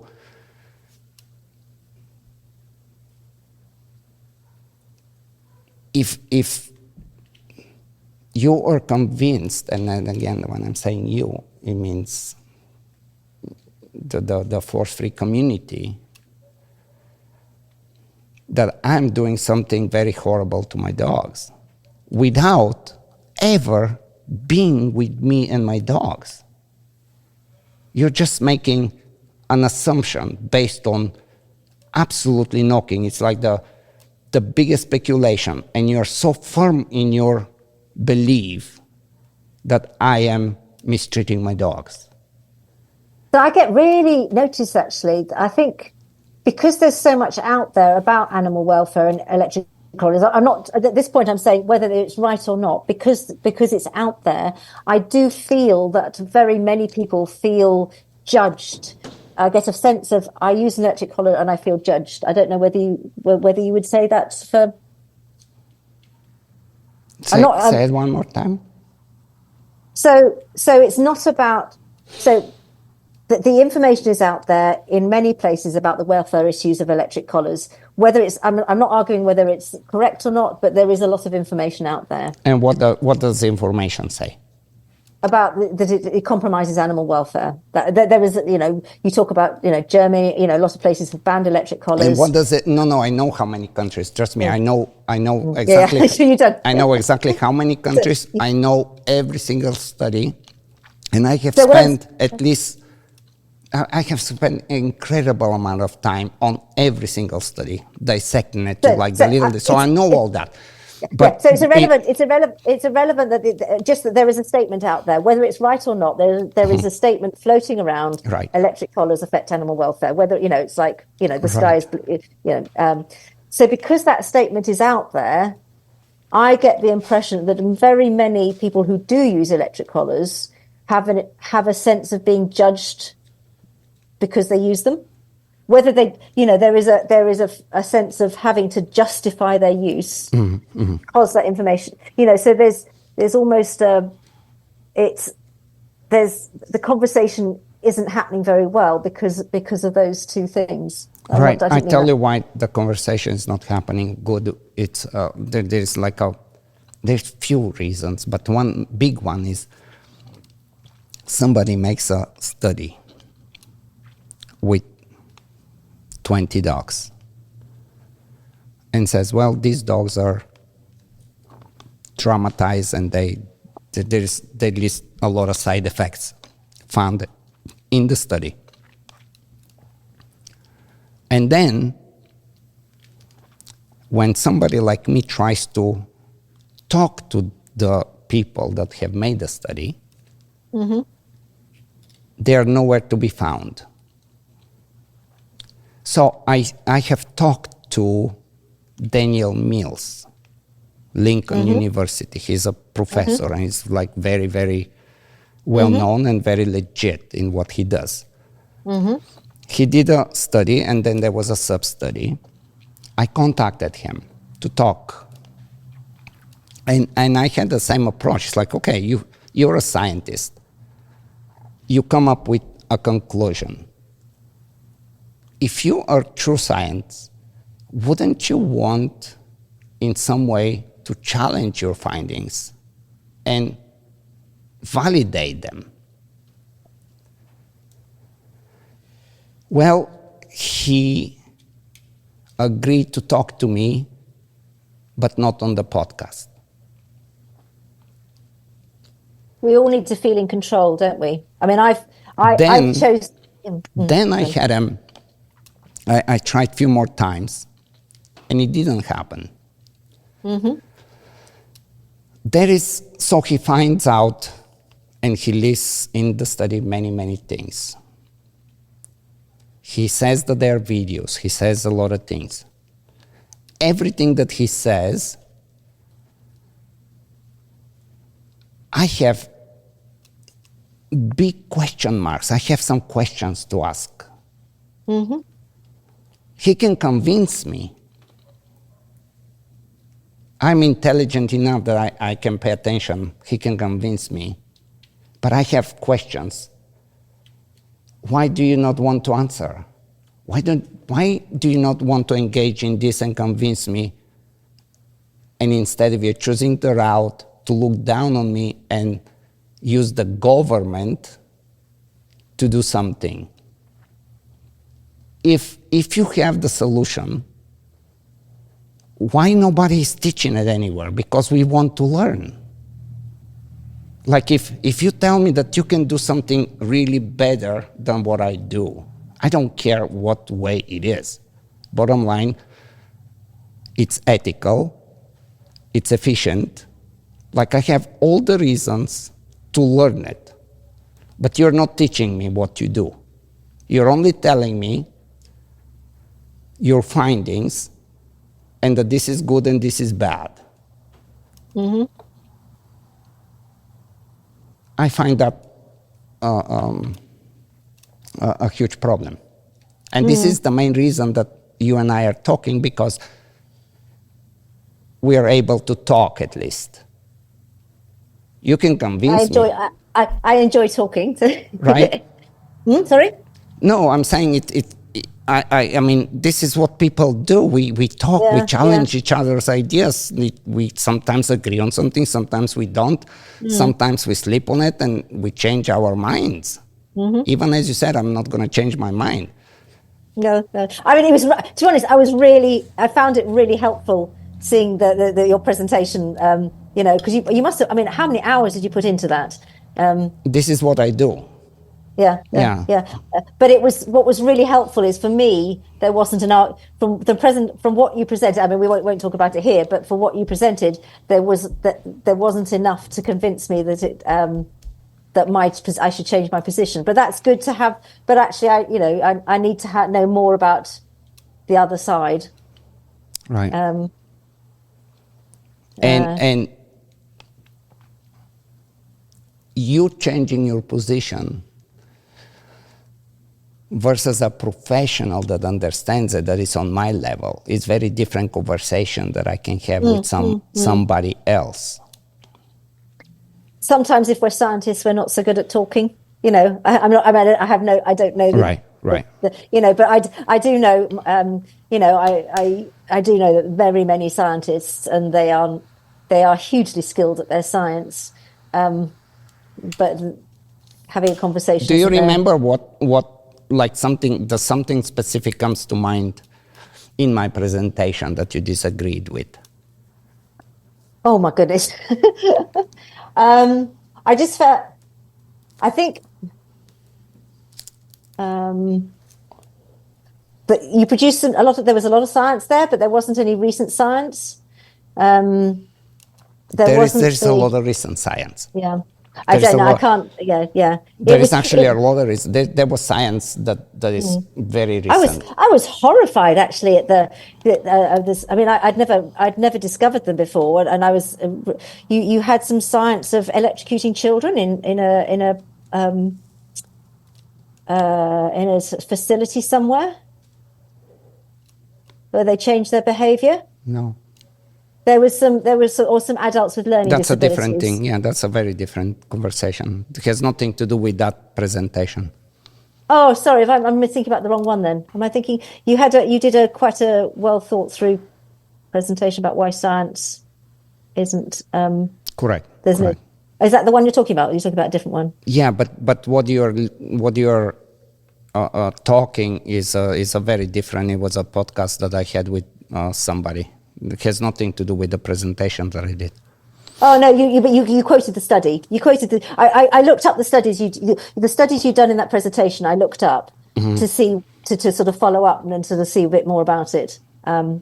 Yeah, so I trust me, I know what I talked about. So there is nothing about autistic children and shocking. There is nothing like that in the presentation. There was some work done in the 90s where they had some electrodes that they used to use in a behaviour modification centre.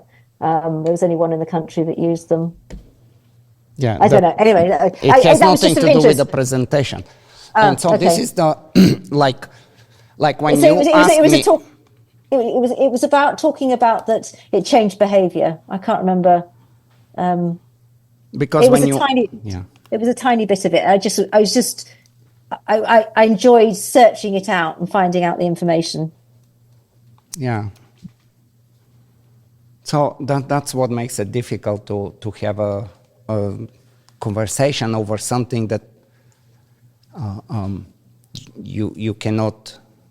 Nothing is standing out for you. You just don't like it, at least for the moment. No, it wasn't. It was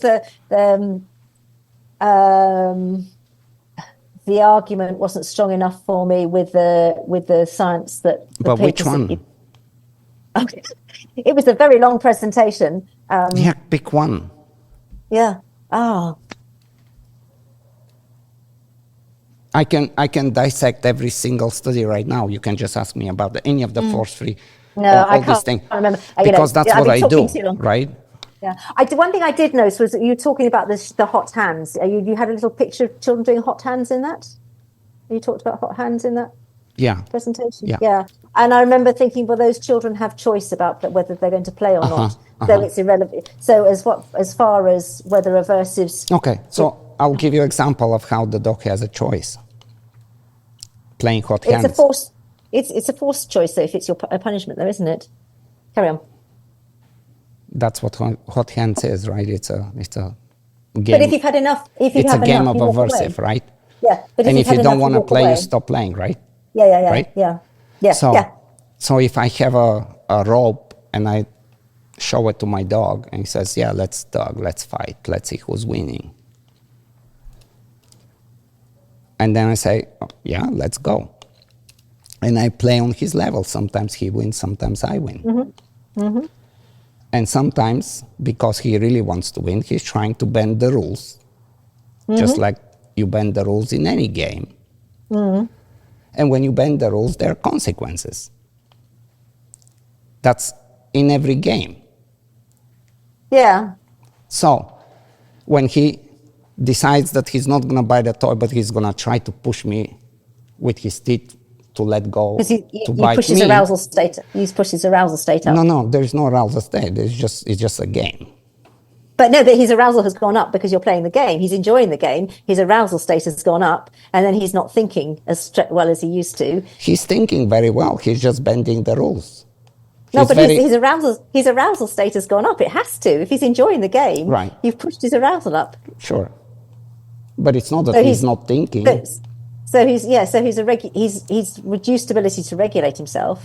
No, that can be one reason. Another reason is just bending the rules and trying to win the game. What? Every game. You think of soccer, sometimes somebody's going to score and they're going to use their hand. They're gonna They get fell sent down and pretend that they got hurt. Every game that it's played that has some objective and you're motivated to win, you're always seeking an opportunity to bend the rules somewhat, if you can, and see if that slides. That's why you have red card and yellow card, and that's why in the hockey game you sit in the bench and so on and so on, every single game.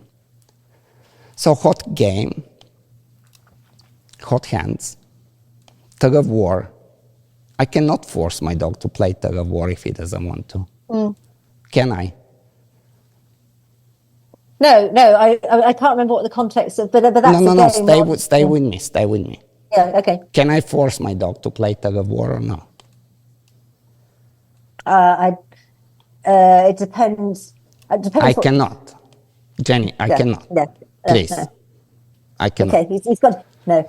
If he's not motivated, he's not going to play. Correct. My dog will not play. My dog will not play It tug of doesn't war. matter your dog. We're talking about my dog. Okay. Right? So he decides to get me on my finger so I can let go so he can win. And I stop the game and say, hey, off limits, against the rules, let's get back to the game. That's aversive. That's hot hands. That's any game. Most interesting games have some element of aversive. That's what makes a lot of But games he can back up. interesting. He has choice. He can, if he was upset by it. That's he could my get point. back. He does have a choice. I'm not Yeah, so forcing him at any time. No. And I'm So he- using aversive and he still has choice and he's Yeah, yeah. choosing to stay in the game. Yeah. His choice. But often when we use aversives, the dog No, doesn't. don't go anywhere. Stay with me. Okay. So, in the context of a game that the dog is choosing to play with me and I'm not forcing him, I establish certain rules how we're going to play. You buy the toy, you don't bite me. And so on. There is quite a few rules. If I tell you to let go, you let go. You don't argue with me. So then we can move on. So the game can become more interactive and we can have a lot of fun. And when you go off, there is some penalty, just like in any game. But in the games that dogs like to play, there is no, like, he will, it's like, okay, yeah. And on top of that, he can even try again to get my finger because he knows that it works sometimes. And then the penalty will increase. And then sometimes, because he knows how the consequences can go, eventually I can say, no, don't do that. He's like, oh, I know better. I didn't mean to. Okay, that's okay, let's go play. Or no, I mean to. What is wrong with that? It's Is a it game. the dog has a choice? So Yeah. talk to me about that. Yeah. But I can't remember the context. I mean, so you've spent a lot of time. Well, the preparing context that. was that dogs don't have a choice and they're obligated to stay there and they cannot walk away when they don't like it. And I just gave you an example that that's not the case. No, that's a lovely. It's a lovely game with the dog. But I'd have to go back and read it. But it gave the impression that aversives are natural, and actually it's okay to use aversives because it's but it's the context in which the aversive is used. And yes, if an aversive allows the dog to get away from what's unpleasant, then that's as it is in nature. But if the dog remains close to what was the aversive, then a dog won't feel safe. Yeah. So what I've been trying that whole podcast to do, and not successful, but hopefully when we end and in the week from now, you can think a little bit and we can go back and forth on some messages, is everything that I say, instead of looking into it, it's a very big hesitation and trying to argue it against. You're not trying to, at no point you have tried to look into, is there any logic of what Ivan is saying? Can we agree on that one? Yeah, no, there was lots of logic. Okay. But it didn't convince me that I should change my approach on whether to.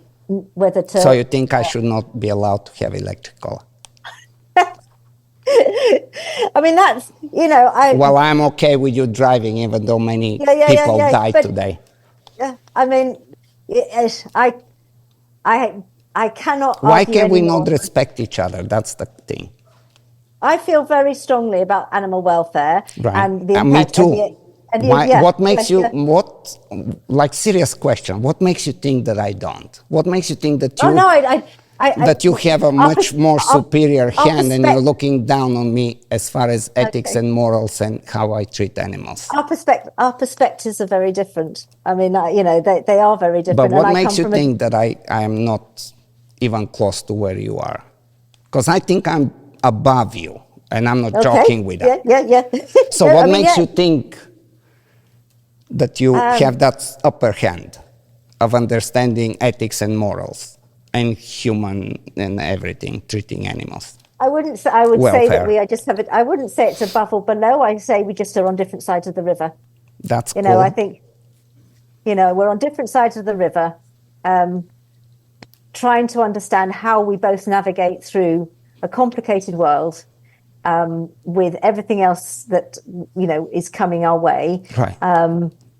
And from my perspective, on my side of the river, the information I have from those that I trust, that an electric collar for me and animal welfare don't go together. I don't have your experience, but I do have a lot of experience of humans, but I don't have experience of dogs. And I think the biggest thing for me is the fact that you are a role model for so many people. And I go into houses where I know that they are following role models Right. really badly. So you don't think that I have the ability and the knowledge and experience to teach people correctly and decide I think who if they came may to or see may you, not have it? I think if they came to see you, you would have that you have enough experience to work out from your perspective.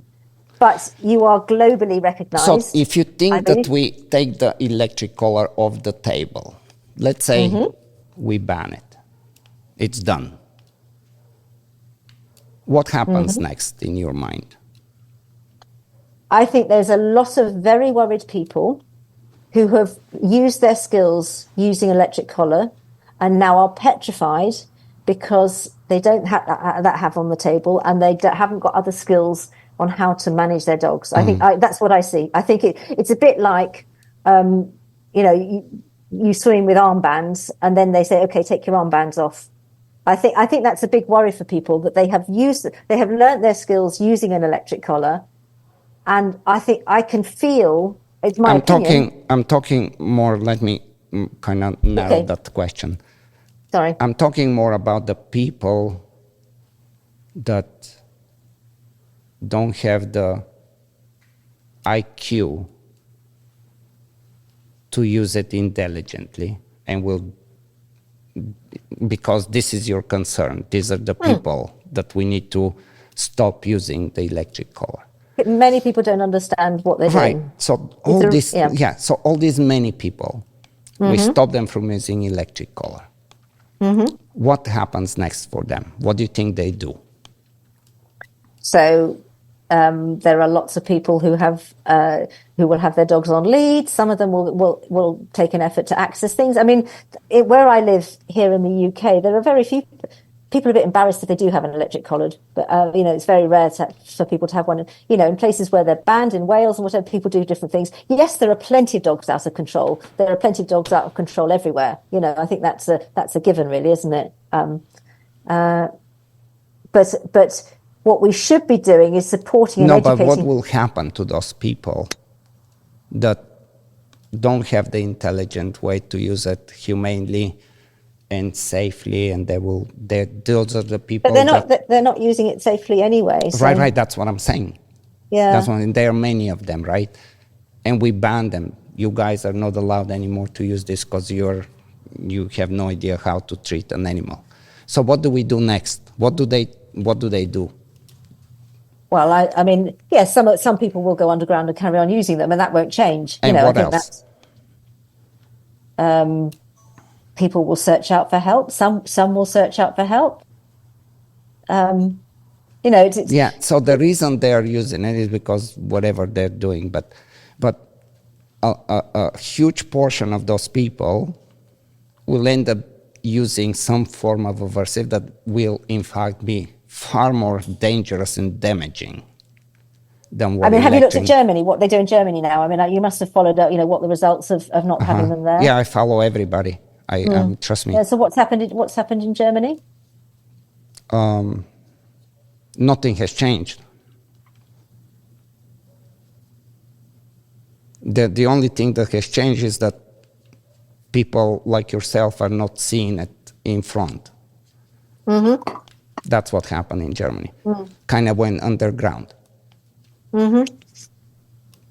And it's very easy because I have looked into even the sales of electric collars.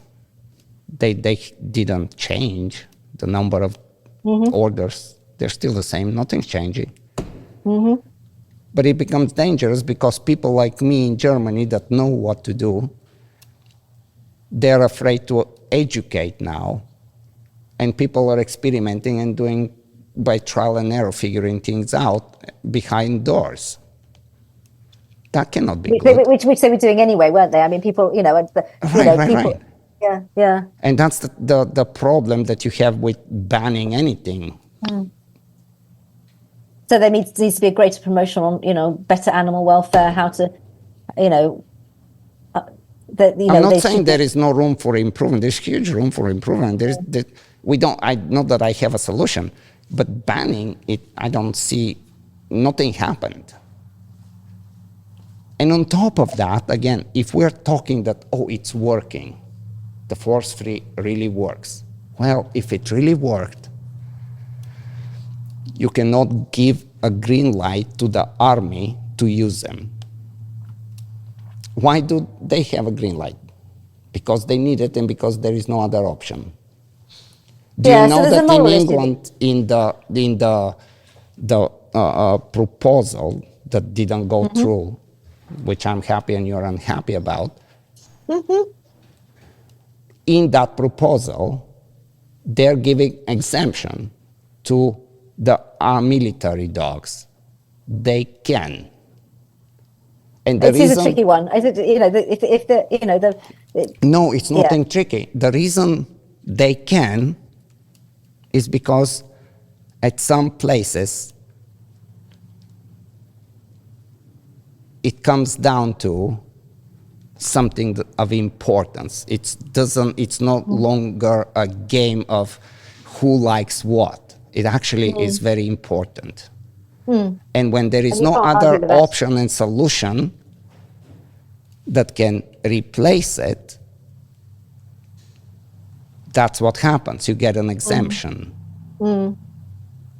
Just something to think about. Yeah, no, it is. I mean, there are moral issues there. But I mean, every culture has different moral issues.